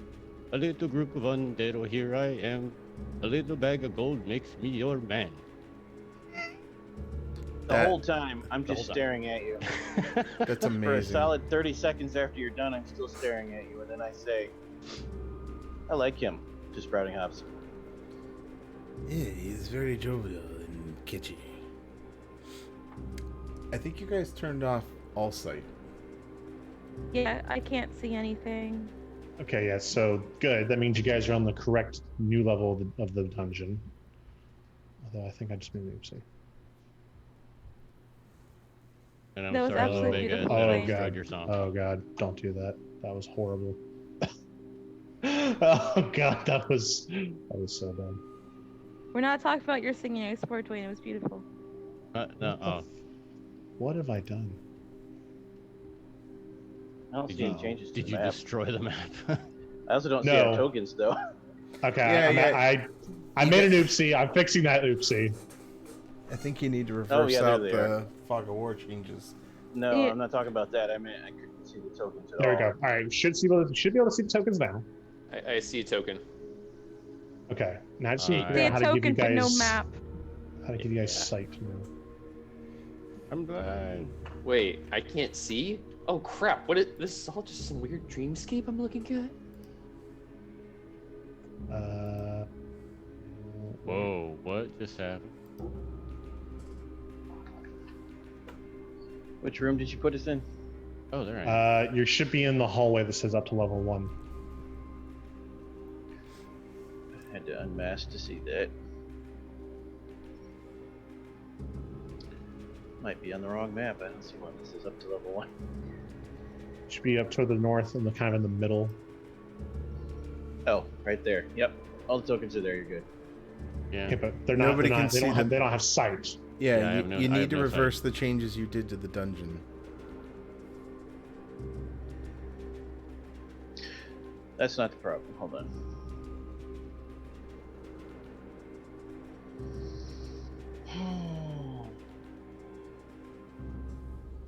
Oh, This was a problem I thought Roll20 had fixed, but they didn't. Yeah, there we are.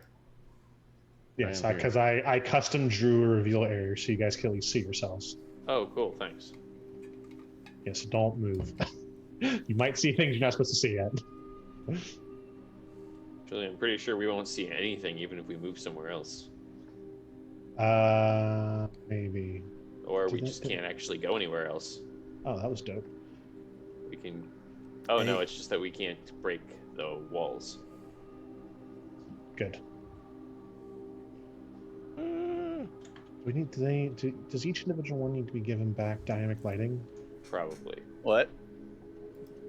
Oh, wait, I don't think the tokens are do they need to emit light? Is that the problem?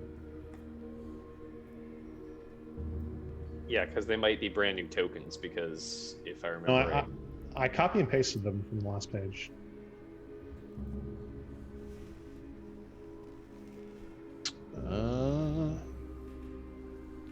I don't remember.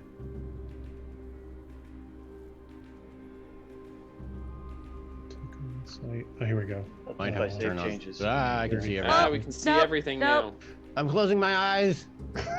I am Hold grateful on. for the way my screen is set up. Okay.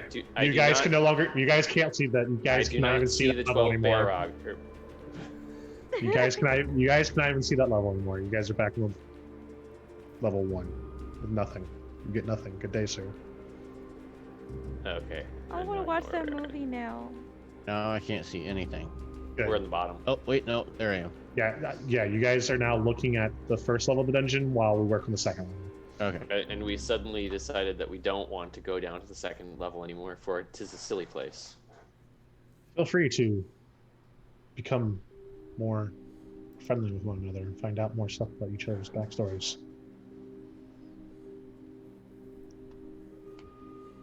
So, Nim, I've actually kind of been, like, curious. So you are half sea elf?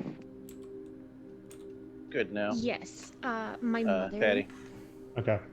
was a sea elf.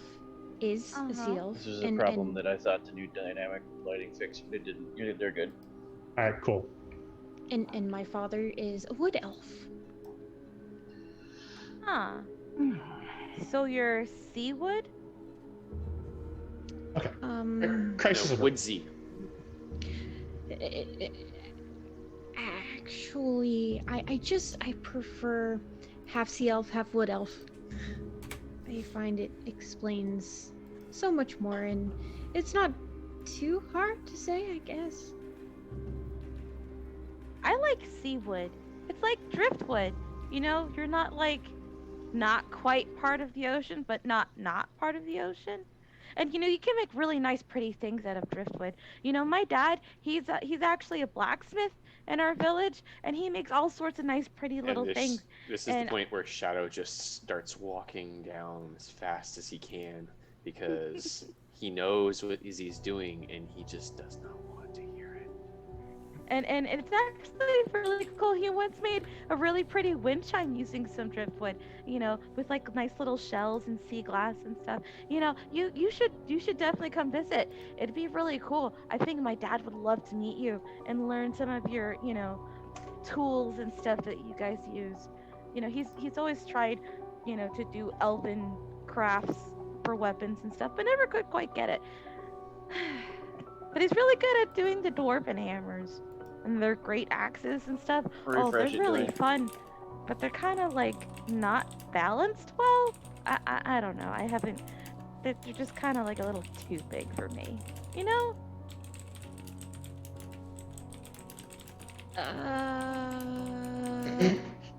Izzy, Yes? nobody knows. Nobody ever Oh. knows. Oh yeah. Eat a cookie. Oh yeah, I haven't had a cookie in a while. Anybody else want some cookies? Oh, I have some cookies I think you might like, Nim. What you like? Is this racist to ask if you like seaweed or kelp? I'm not quite sure to know. I'm not. I don't meet a lot of elves. I like a lot of things. I have some butterscotch. You want one? Sure. That sounds pretty good. Cool. And she just like starts passing cookies out to everybody. Thank you. All right. So, as cookies are passed out, you're able to make it to the bottom of these long, arduous stairs. It just seemed to go on forever and ever and ever and ever and ever. And it totally wasn't because you had to walk a long time, because you're fixing something technical in the real world. So, as you come to the bottom, you move. Shadow, having heard this story at least 20 times in his life, moves down to the corner, and you see just kind of this empty-ish room kind of thing. There's a bunch of like trash and like, an old like newspaper. There's like a half-eaten apple, some like breadcrumbs, just like very kind of dirty, disgusting. And you see on the walls there's a bunch of like carvings and frescoes of what were originally like dwarves, like carrying supplies, like like handling like hand carts of apples and turnips and things like that. But you see that all the faces have kind of been like etched out and scratched out, and like these cartoonish goblin heads have been drawn on them instead in charcoal. And to the when you kind of walk into this room to kind of investigate it, to the north you can hear like banging. It sounds very much like a hammer on board. After just seeing the crude goblin drawings, I look back at Hal. I forgot his full name. The other guy, the dead guy. Oh, Haleth. Haleth. I look back at Haleth and I say, I think your noises were goblins. No, surely they were much scarier and taller, and I look could around. definitely eat us. I look around and find some random goblin trash that's on the ground. I pick it up and I say, goblin. Toss it on the ground. He grabs it from you and put it in his hand. Okay, maybe maybe there were goblins. Maybe we were just a little skittish. I sneakily walk over to this hallway so I can see what's down.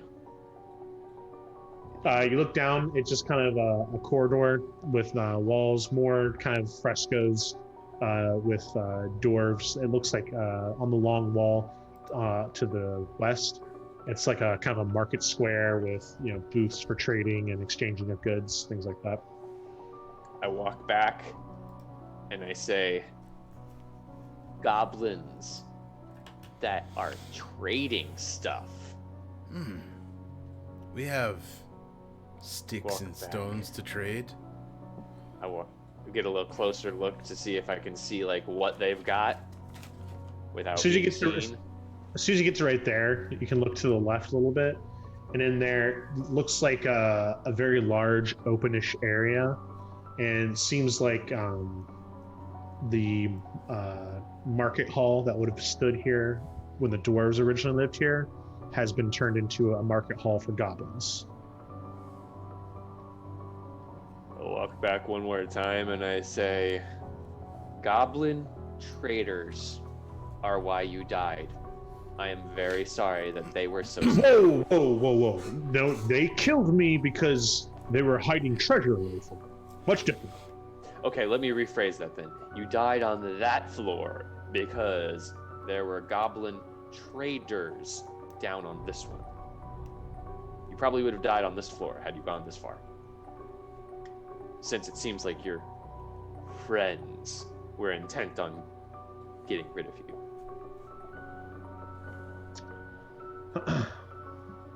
But do we need anything from goblins? I don't know. I don't know what they have to trade. Sell them your stuff. I could probably make a new friend. Oh, that'd be so exciting! Oh, Who man. knows? Maybe you could get them to worship a Baylor like a god. That'd be funny. That would be hilarious. But that's not very probable. It would probably require something crazy though, like a deck of many things. And some idiot who's willing to give us as many deck or cards as we want. Anyway, Maybe they have seen your friends. yes. It's a good plan. Let's see if the It's goblins true. have anything useful. It's also possible that these ones know where our quarry is. Down further. But let's go check it out. Okay. So I quietly walk on my own in front of them so that I can get to a better view to make sure that they're not going to attack us when they see us. yeah, no. As soon as you turn this corner, there's like a goblin looks up from the book he was reading because it seems a little bit slow. It's just like, oh, new adventuring party. He kind of yells it out in general. There's a couple of grunts of affirmation. He's like, okay, rules are standard. No killing, no stealing. Fair prices. Goes back to his book. Shadow is speechless because a goblin is reading a book. I am! I'm glad that Tyler picked up on that. Cal picked up on that. I just kind of mouth kind of agape, just walk by. Make sure that the book is facing the right direction. You look at the book, there's a lot of crudely drawn images of what looks to be like naked goblin women. Okay, I feel... You had me going there for a minute, buddy. I thought you were reading. He just looks up, he's just like, alright? Yeah, that blank expression's what I like. Okay, I'm sorry. I continue on. Okay. You do you. And as you guys walk into this market hall, the ceiling is up 60 feet in the air, and there's 2 rows of stone pillars. Here, I'll kind of put you spread out a little bit so you guys can see the whole room at this point. Oh. There's 2 rows of stone pillars that seem to support the ceiling. And just kind of where each of these goblins are, they each kind of have a booth set up, and they're selling a variety of things: weapons, armor, shields, different adventuring gear, food, although it doesn't look quite edible, or maybe for not quite human consumption. Some are trading in gems. There's an exchanging of gold. This seems to be kind of like a okay, trader hub right here. It's not like going to the corner store or a marketplace or being in Waterdeep, but for the middle of a dungeon, it's not bad. Also in here, to the very north, I'll kind of I'll put Haleth. Oh no, Haleth doesn't give you guys vision. Put Cal over there. To the very north, you see a large granite throne that's kind of raised up on several steps, and it's currently empty, but it seems like that's at least somebody does sit there, because there's not like an accumulation of dust or anything. Yeah, as you guys kind of approach each of them, the goblins like look up and be like, You want anything? Got gold? Got something to trade? Yes. Should have brought the sword. No. I wouldn't want to put the burden of Dimwit on them. Points. How much for the Yes. Dragonborn? The goblin, without hesitation, just looks him up and down. That one is fat. Not very good for manual tasks. We'll give you 50 gold. I pat you commiseratingly on the shoulder, Jensen. Sorry, man. I'd demanded at least 100. I am worth way more than that. You 51. do notice the goblins that are kind of lining the walls on the outside look to be guards. They're not like, they see you guys enter, see well-armed adventurers, but they think the odds are in their favor. There's significantly more of them, and you can tell that they're there to keep the peace. Yeah, I mean, this is like every Tuesday for them. Yeah, Potions and scrolls. it's very common for adventurers to go down the yawning portal, and so they're not phased by seeing you guys. Do any of the stalls have potions and scrolls? You go to you kind of look up and down a couple of them, and you do see it's a smaller booth. It's very 5 foot by 5 foot with a little makeshift sign that says Snarky's potions. Oh darn! I was Snarky's potions. I look up. No. It looks like he did take the time to at least spell potions correctly. I look up at Cal and I'm like, you probably know more about potions than me, right? Probably. Why would you buy a potion from a goblin? Because I might get something better than they think they have. They're goblins. What are you looking for? Depends on what they have. I don't know what they have, and they don't probably know what they have either. Let's see if we can take them for all they're worth. Okay. I will simply be here to tell you what they are. You can grift them. Yeah. So Cal and I are going to go over to that Snarky's potions. Okay.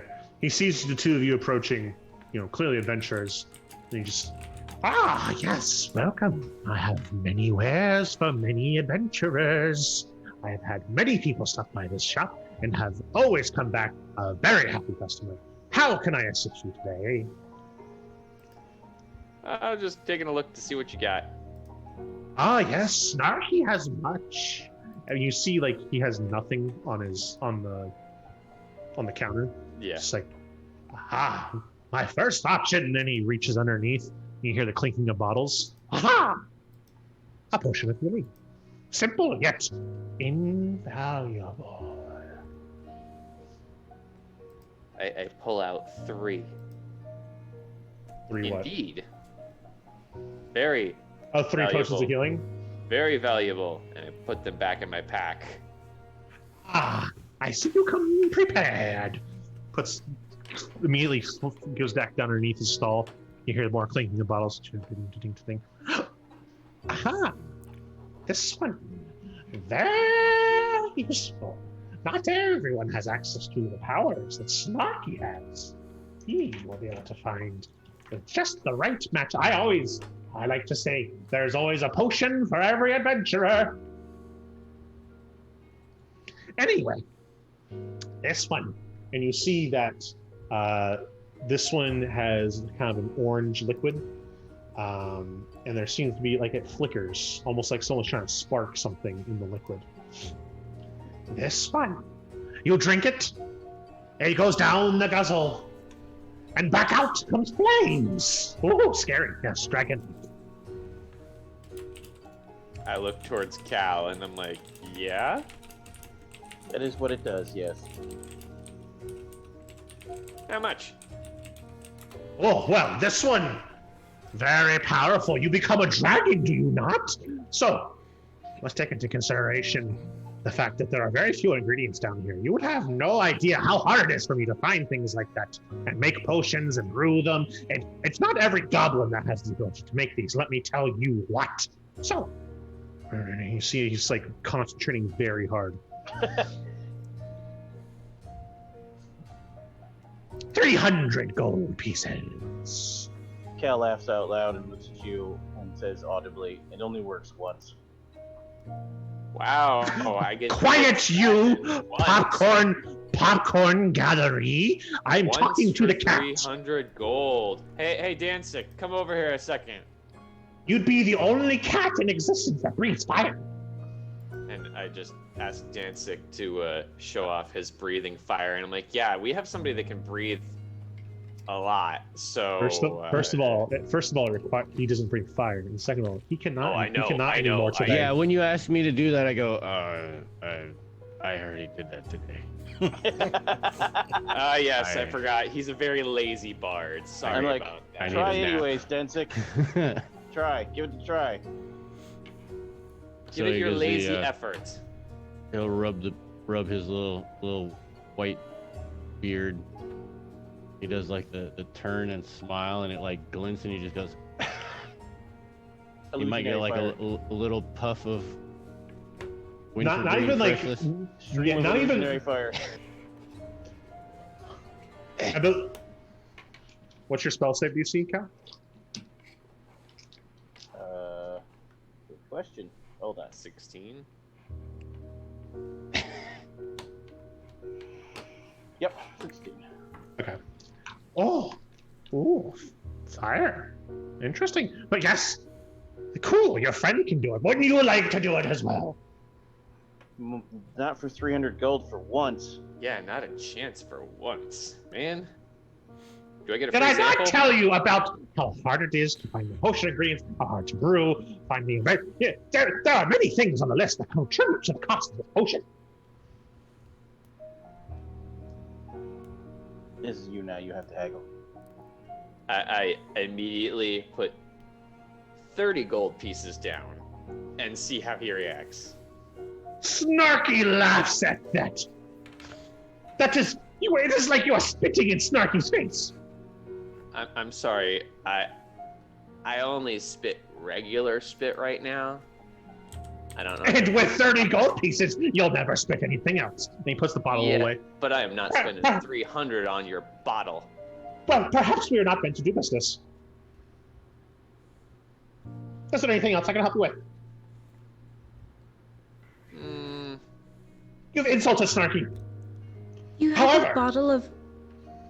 However, Snarky understands and knows a conniving and tasteful eye when he sees one. So therefore, I would be willing to offer up another solution to my wanting to match customer adventurer with potion.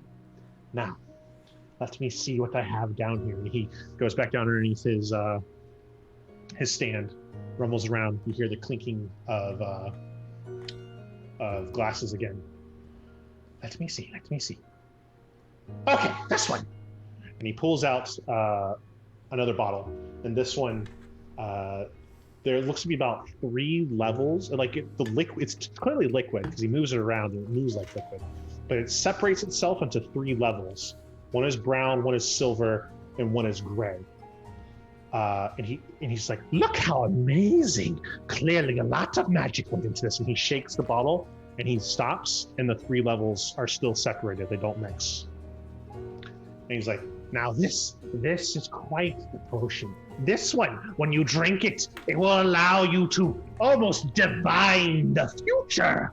It will give you the sight beyond sight. It will allow you to smell and see and sense as if you know the correct way to go. And if you're ever confused while wandering down here, it will tell you the correct direction to your destination. Now tell me that would not be invaluable for an adventurer like yourself.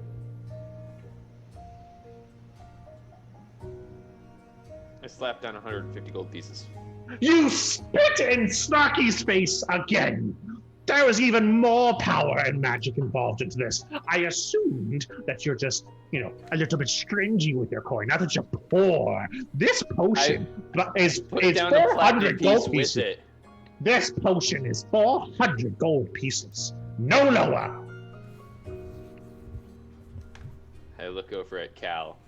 400. Cal says, "That's the book value." What? No bartering. The Kelly Blue Book Wizard Potion value. The Wizard's Dungeon Guide of Masters says that's the default value. Never spend the default value. I look at him and I'm like, you know you could make that cheaper. Give me a persuasion roll.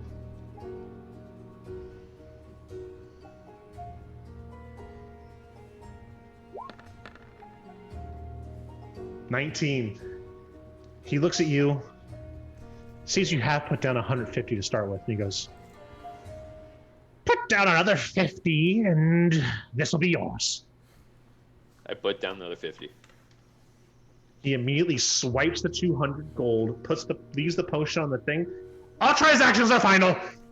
And then he starts packing up. He starts packing up his shop and starts to leave. Okay.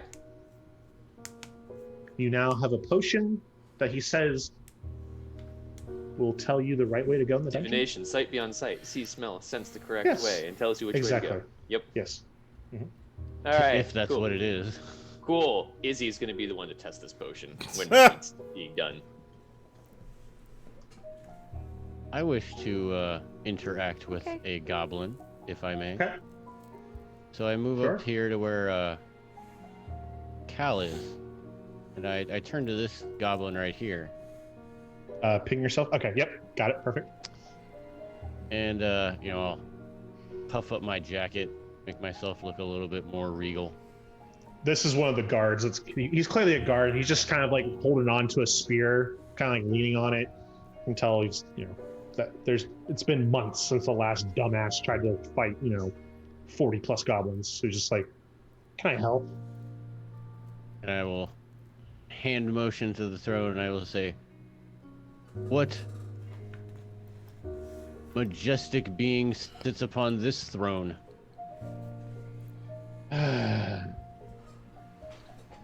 That is Yak's throne. All hail Yak the Tall.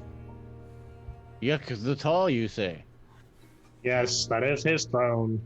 When he so graces us with his presence, he sits on the throne and watches the trade. All hail Yak the Tall.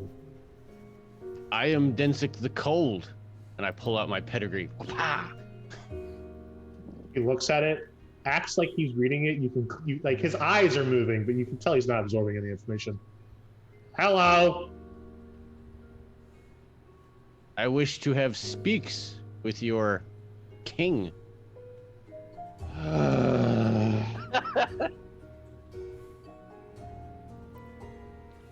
Okay.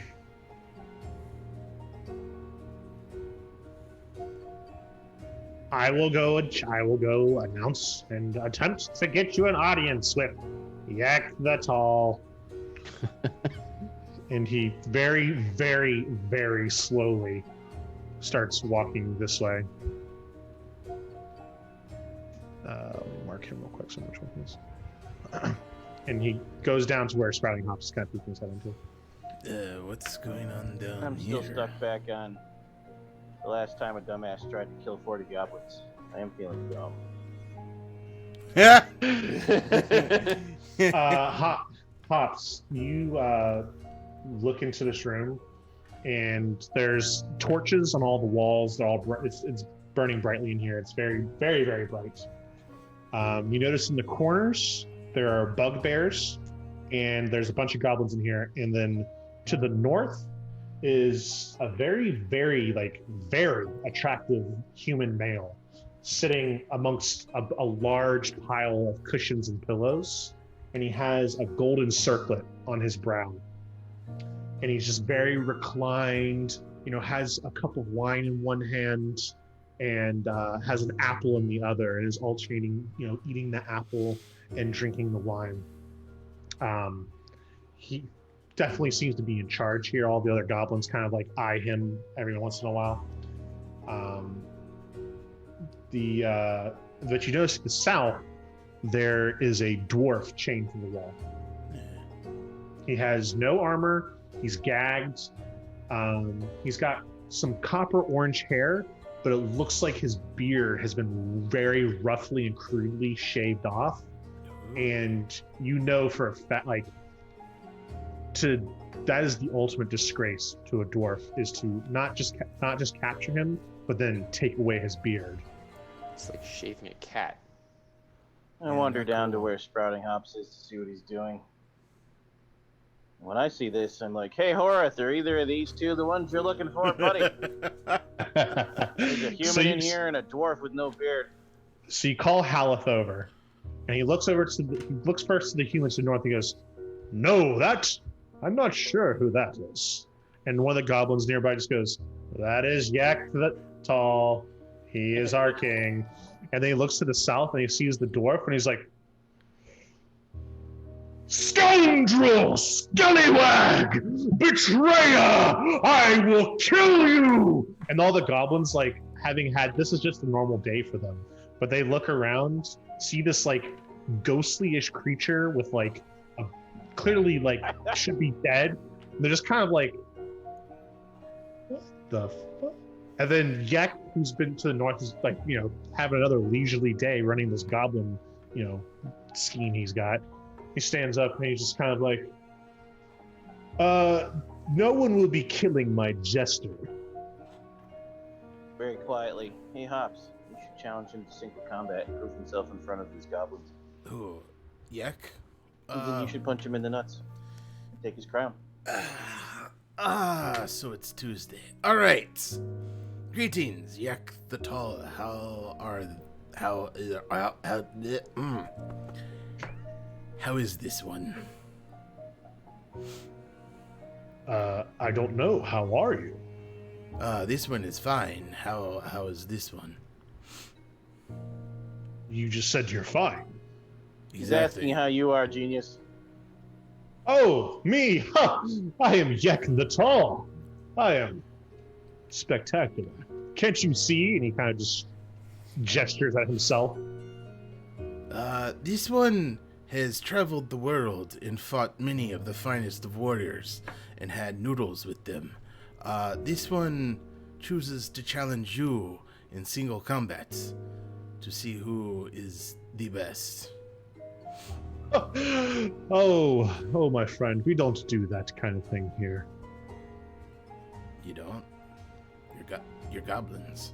It's like... I look around at the goblins. I am my friend. I am not a goblin.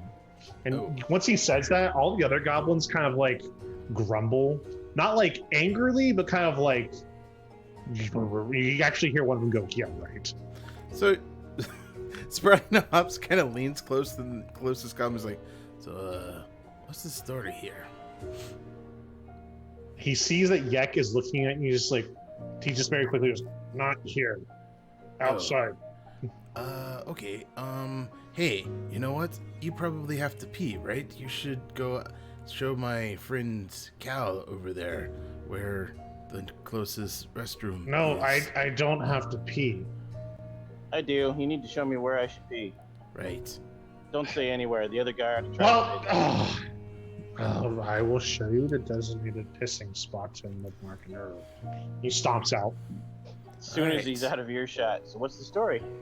We'll just say it's the same guy that Densik sent. He just kind of looks back in the room, make sure that Yek hasn't followed. All right, here's the deal. This jackass finds that stupid, silly crown he's wearing, and he puts it on his head, and lo and behold, it turns him into a human. Big whoop, am I right? Well, he just kind of proclaims himself Yek the Tall now. He used to be Yek the Short, and not because he was diminutive in size, if you know what I mean. Anyway, he puts it on. He's this like beautiful human. Suddenly we're doing better in the trades now because there's a human guy speaking for us, and you know, people just don't trust us goblins. I don't know why. We're pretty trustworthy folk. Anyway, Totally. so because we can like do better with trading now that we have this human speaking for us, he's just kind of leading us. And then he's got the bugbears on payroll, so it's not like we're ever going to rise up against the bugbears. Have you seen what they can do to us? They literally just bash our heads in, whatever, like willy-nilly. Yeah, you know what? Here's the thing. I shouldn't be telling you this, but if you can steal the circlet off his head, just wait till he goes to sleep, and we'll let you in his chambers. If you steal the circlet off his head, he'll get transformed back into a goblin. Okay. Once he's back to a goblin, he's on our playing field. We'll take care of him. Don't worry. Once that's happened, we'll totally let you have free reign, whatever you want to do. Of course, you can't just like steal from we still have legitimate trading business going here, man. But like, we're not going to impede you any further. We'll let you do whatever. We'll let you go where you please. And you know, let's just say if we knew some stuff about the dungeon, maybe we'll tell you about it. Interesting. Sounds good to me. Sound like a deal? He takes the Yes. gold piece, chomps on it, puts it in his pocket. Thanks. Hey, Denson, Yeah, come it's here. good to know some people still have, you know, proper business sense. Here's Yeah, the thing. By the way, hold on, before you start making your plans, because I'm totally behind this. Myself and the other goblins, we're clear out of your way. We don't care. But the bugbears, they're loyal to him. He pays them the gold, they take the gold, they take whoever they get the gold from, you know, is who they follow. So theoretically, Are they regular bugbears or brain slug bugbears? brain slug? Can they read your mind? Do they know how many people are in a room at all times? I don't know. Why would I know that? I got a plan How for that. would I know that? A plan for Anyway, that, then. So here's the thing. Here's the yes, thing. Small. You can either kill the bugbears, you know, no chip off my shoulder. I don't care. They're assholes. You can overpay them, and they'll probably just look the other way while you steal the crown and you'll bash that guy's brains in. We don't really like him. Or C, you just murder all of them. You know, however you want to do it. I'm not here to tell you how to live your life. That one over there, the fat dragon, they would like to speak with Yek on the throne. So if you could get Yek on the throne, then these ones. Wow. Yeah, don't worry. That's real easy to do. Yeah, all you hear is Dent's extended. Dragonborn here, still waiting. Hey, Denson, come here. Oh, So we're I gonna steal run. that crown. We're gonna steal that crown later, right? Well, As you guys are having your huddle, yeah, what's where his is this face? huddle happening? Haleth comes over and he's like, "So, we're going to like totally murder that dwarf, right? That's the guy. That's Copper Stormforge. We need him. We're going to murder him." Look, man, everyone keeps interrupting my plan. You can do what you want with the dwarf. I don't care. Excellent. And he marches in and he's like, he looks like he's about to go murder him right now. no, that one needs to not. Well, I don't know. This might work in our favor. Are you gonna stop him? I don't. The man should get his revenge. You should wait until you have a better chance of surviving. He is already undead. Yeah, but if his head comes off, he's useless. He's like halfway in and he's like, "There are 2 other assholes that you need to kill. All right, I will hear your plan before I commence with my murdering." Oh, once the king falls asleep, Densick, we're gonna steal his crown, right? Bugbears are fucking lazy. As soon as they nod off or stop paying attention, I'm gonna turn you into the king, and then you're gonna order them away. Easy. This one has 100 gold. Should just pay them off. Sure, if my plan fails. All right. The mine's free. Okay. So the goblin you told, hey, Densick wants to talk to you on the throne. He, it's like literally a minute passes by and you see Yak coming, just like, yes, I heard that somebody wanted to talk to me on my throne. How magnificent, how wonderful, how marvelous. Come, talk to Yak the Tall. And he files out and he goes and sits on the throne and he's flanked by his bugbears.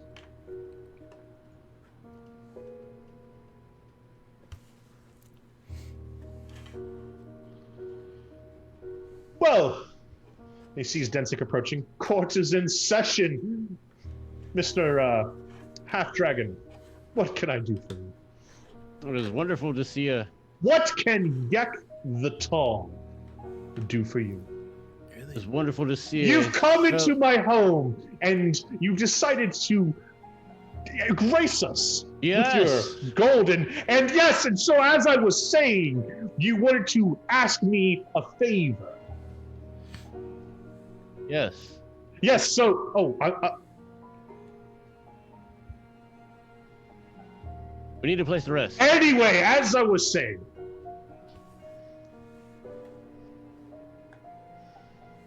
Fellow. Go ahead. You may address Yak the Tall now.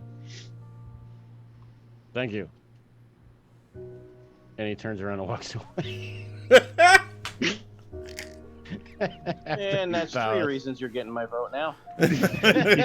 You may have an inspiration point. Turn around and walk away. That's awesome. Yek is kind of like puzzled that he somehow lost this game he always wins. And he did. Like it takes him a full minute to realize, like, that motherfucker, he beat me. As he walks away, he does the dragonborn flick off with the tail. He has no idea that's what that means, Yeah, no. but he kind of like waits for a second, pouts. You can't out pompous the pompous. He pouts, waits to see if anyone else is going to like address him while he's on his throne. And he just snaps his fingers, and the bugbears escort him back into his room. Please tell me they carry him back. So it seems like maybe at one point he tried that, and the bugbears were like, "No, you have to pay us more money." So he doesn't do that anymore. He just has them flank him as he goes back to his room. Fair enough. All right. I guess we're killing time till it's midnight, and then we're going to try our plan, which will probably fail, and then we're going to let Shadow stab him in the back. Can Izzy go great. shopping for a sword? Absolutely. There are like weapons and armor and shields seem to be the main kind of good for trade here. So there are several stalls that have swords. It's the primary item that makes its way. And as you are a halfling, they feel much more comfortable. Like they can, get one over on you because you're their size. So they're just like, "Oh, little girl, come over here. You want a sword?" And then they pull like have a dagger in their hand that's rusty. The best sword in all the land, right here, 25 gold pieces, right here. Izzy Take it to leave. pulls Take it to her leave.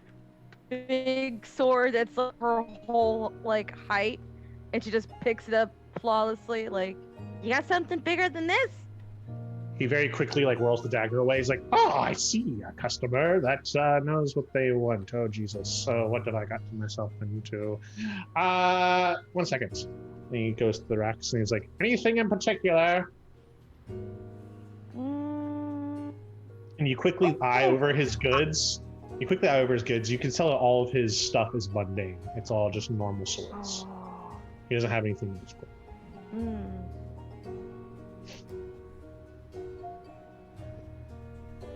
Yeah, no, I mean, my dad makes better stuff than this in his shop. This is a side It's pretty though, but I think. Okay, why don't you go get something from Daddy then? Goodbye. Thanks for wasting my time. I was gonna give you a cookie, but okay. And you hear him gag a little bit. Ugh, cookies. Ugh. Okay. And she just kind of walks very sadly to the next stall. Ups, you realize that you have a little bit of time before your plan is enacted. Mm-hmm. You see one of the shops actually is like a spice and ingredients kind of vendor where they're offering different things. And it's not the other food stalls that have either like really shitty rations that they've clearly stolen from Dead Adventurers or like goblin food. Mhm. It seems to be like some high tier, high quality stuff. And some of it's food, some of it's like alchemical ingredients. Like it's kind of a mixed bag here. And you are very interested. Oh. Because you're like, so this is surprising that they have this down here. A. B. You're always looking for the perfect ingredient to add to your noodle recipe to make it even better. He'll walk over, kind of lean over, do a little sniff of all the stuff that's there. It's a very old goblinoid woman comes up. Yes, I see you might have some interest in my ingredients. Yes, Can I help? this one is sprouting hops and is always looking Oh. for... Such a good boy, sprouting hops. You sound like a very strong, good boy. Sure. Anyway, smells like this one has fragrant spices. Where do these come from?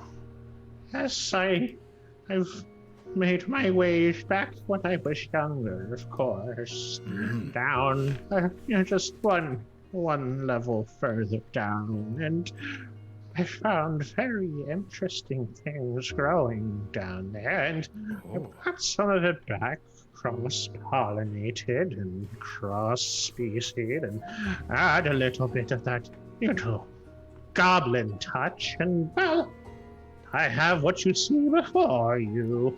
Use your nose. It will guide you.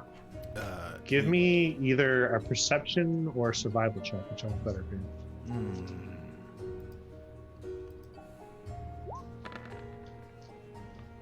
24.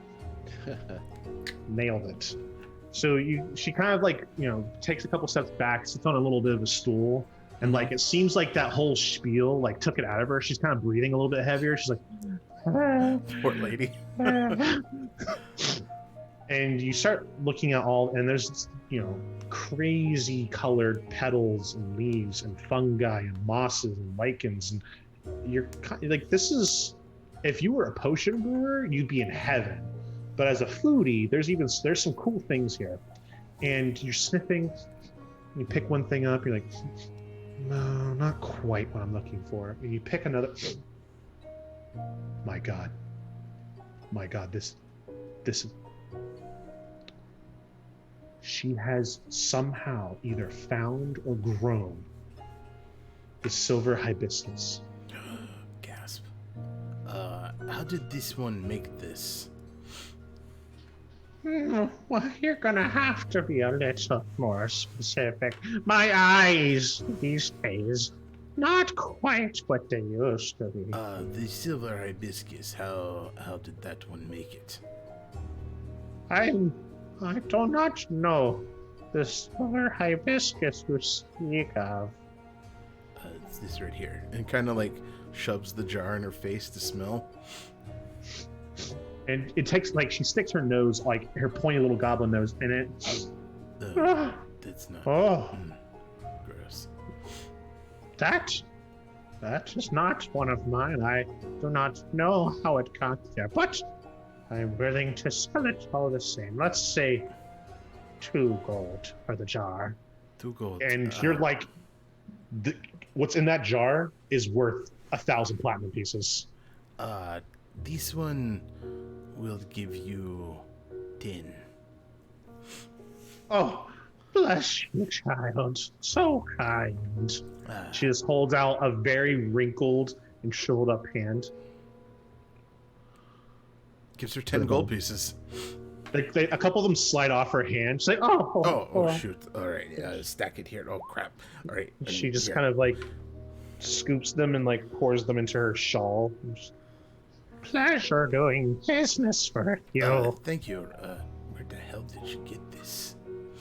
And you keep smelling it, and the aroma is intoxicating. It's a silvery gray plant, and it seems that it has this crazy, almost like the patterns and the veins that show through the leaves were made in the layer in the plane of chaos itself. It's just there are random patterns, shapes that don't exist.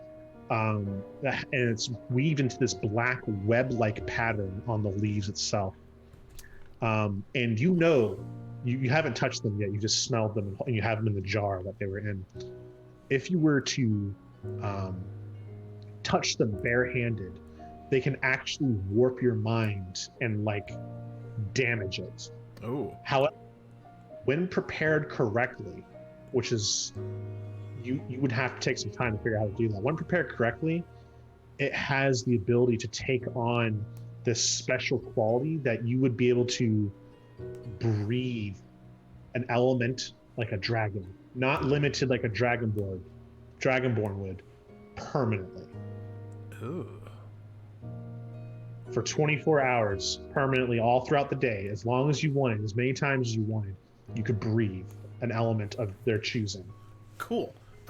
He'll stow that away for a while, and next time he has a long rest, he'll try to start brewing that. It's you realize this is literally your like life's goal, to find that one meal, that one Willy Wonka-esque food or ingredient or whatever it would be that would make you your gold, would make Sprouting Hops Noodle Shop the place to go, the food to get, the ability to be like a dragon. The gold pieces would flow forever. And this is exactly what you came down here, honorably enough to slay Halaster, but you knew that there is enough weird magical stuff down here that you could hope to maybe find something like this. But you found it on the second level. Cool. And you think about the people that have gone forward, that have tried to undertake this quest, the countless that have died, and you're like, I should talk to Cal about this and see if maybe I can go ahead and set up the first Sprouting Hops Noodle Shop, and when he's done, he can join me. Cool. All right. Found what I came for. See you guys later. On level dos. Cool. Yeah, he'll relay that all to Cal. Instead of playing the whole scene out for time, Cal will shorthand this and say, I'd go with you, but I like Densick and he's gonna die if I'm not there to save his ass. I'll meet you when we're done. Fairly sure that all of these ones would die without us. Yeah, but Densick's cool. Well, Also, that one makes cookies. that's true. They are decent cookies. Anyway, we have goblins to slay. That will have to wait until next time, as we are done for the night, adventurers. Gasp. So, out of character, out of kind of our lovely Sprouting Hops, this was their last session with us. What? Why? Yes. What happened? What? Yes. Sprouting Hops cannot play on Fridays. Yes, Today's not Friday. We'll be releasing new schedules, new things to come, yeah, but that's just so you are prepared, my adventurers, my viewers, Sprouting Hops is going to take his silver hibiscus, go back up to Waterdeep, and open up his noodle shop, and sell bowls of breath weapon noodles by the boatload. But do not despair. I am sure we will find a wayward soul somewhere here to rescue and follow us. I'm sure this is a goblin trading market. There might be other adventurers not too far away from here that might have interest in joining up with a powerful team such as yourself. Gotta level up my character anyways. Do it. So yes, we are going to call it a night. We're going to say goodbye to Sprouting Hops. This will be his last session. But we have all enjoyed you being here, watching us. We've enjoyed playing tonight. Feel free to check us out. Next week, we're moving to Fridays. It's Fridays. Same time, same place, but we'll be Fridays. There will be a little change to the crew. We'll be a surprise person who'll be joining us, but It'll be exciting, and you should continue on as our adventures will level up by the next time you see them to level 6, and they'll be ready to go and ready to confront what's in this level of the dungeon. I have been Patty Shakes, your TM, GM. You can find me on the internet as Patty Shakes _. Can the rest of you please say where people can find you, what you're doing next, and the awesome other games you are in? I am Dwayne. You guys can find me on the internet at Made of Kimchi, and tonight I have been Densik. You guys Before you say anything else, I should tell everyone, just announce what game you're in, not when. Yeah, because I don't even know when. Yes, sorry. So you can find me. Crap, what games do we play? What games do I play? Starfinder, and in Cult/Aliens/ this weekend's holiday special. I am at Space Lord PJs. You can find me doing the last episode of Starfinder this week. That's still on Thursdays. Next Monday, we are running a special one-shot for Onyx Path Publishing. Their new supplement, the what is it?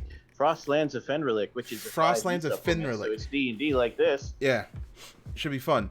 Also, next week, starting Wednesday, I think, will be the start of our Pugmire holiday special. Okay.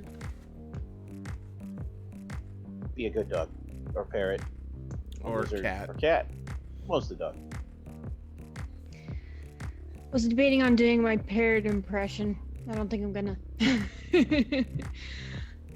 It's one of Devin's favorites. But anyway, so hi and bye. I have been Nim, the non-binary half sea elf, half wood elf, and from this point until the next time I'm another person, I'm gonna be Ever. And you can find me in all of the delicious Warble Tales offerings that they have for you to select from. And there are many. And they are eternal.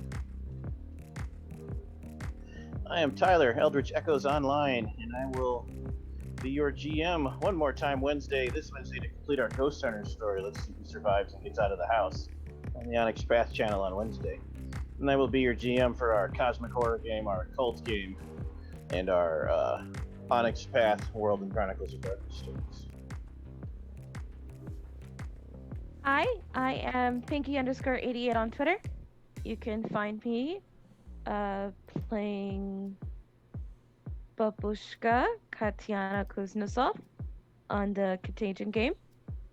I will continue playing Izzy on the Mad Mage game, and we'll be playing the finale of the Ghost Hunter Kickstarter tomorrow for sure, as CJ Morrison, and hopefully all goes well with that one. Check out the Kickstarter. It's the final goals. It's awesome. Yeah. And I am happening the body of the human named Devin, and you can find me here playing the final game of Starfinder on whatever day that's going to be. You can find me playing Conan on whatever that's going to be. And you can find me here in the future on Fridays, because that's the only day I do know for this. Perfect. And I'm not going to forget this time. Let's all give a vote for our favorite characters tonight. Whatever it was, whether there's a moment, a battle, a spell, a word, a phrase, a song, whatever it was, please, let's go through the list and nominate your favorite character of the night.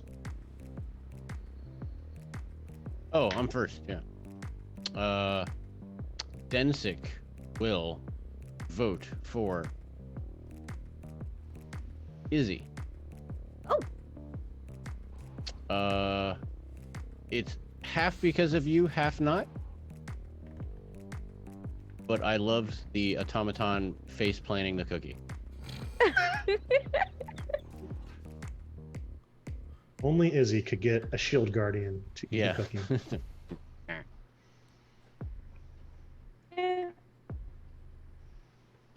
It was an amazing moment, and I thoroughly enjoyed it. Thank you. So, can I break the rules? Can I give my vote to Yak the Tall? Wait, so if I'm the one that gets to murder Yak the Tall, does that mean I get his point next week? Ooh, yeah, No. that would. Aw. No. No. Okay. Well, shoot. I will give it to. Actually, you know what? I'm gonna give it to Nim because she was quiet most of the evening. And also You're healed welcome. you.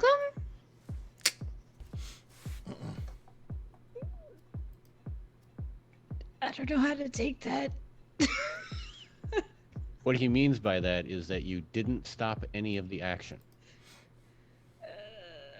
Oh, fair. And take it by giving yourself extra points next week when you do stuff. I am going to give mine to. Oh shit! What do I do if I give it to someone who's not going to be here? Damn it, Sean! Totally fine. Because even though he didn't have to, he could have done what Shadow would have done and been like, I'll bring you down to 1 gold, like a jerk. Instead he's like, I'll give you 10 gold. So it's Hey, I would have been nice to the little old lady, Uh-huh. but scheming potion man, fuck you. But would you have though? You'd have been like, No, So. because I still would have made insane profits. Mine goes to Dwayne for all the triplicate reasons I've already mentioned. This is true. Dwayne was pretty spot on. You have no idea how much research I have to do before I play these episodes. I do. It's why you get it for the songs. Dungeon number And you 5. sing that whole one and no one heard. You have to sing that for everyone next time. Yeah. Oh yeah, I do It like was that a very one. good song, Dwayne. Oh.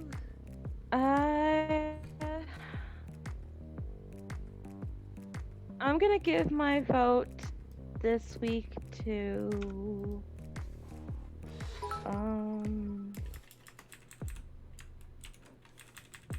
I'm gonna give it to Nim. For putting up with Izzy's weird line of questioning and her unintentionally insulting your character's race. Thank you. It was an entertaining question. I genuinely had to think, are sea elves vegetarians? Do they eat meat? Are elves vegetarians? Only if they want to be. Pesca Yeah, only if they wanna vegetarian. Good to know. And I am giving my points to Dwayne because of all the reasons. And then as I was looking through the link of D&D parody songs you sent earlier, to the tune of Gangster's Paradise. Yes, I did like that one. Yeah. Yeah, Alrighty. on some of these, I actually wish I could say like, thank you to whoever, but a lot of them are like, they don't say who did them. Parodied by Cartman on the forum. X. Yeah, Oh, internet. yeah. So yes, we will be leaving you with that. Thank you so much again for tuning in. If you liked what you saw, please consider dropping us a follow or subscribing.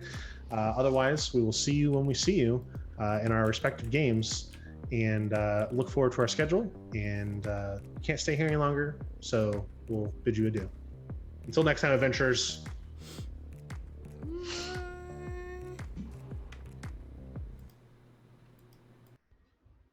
I need a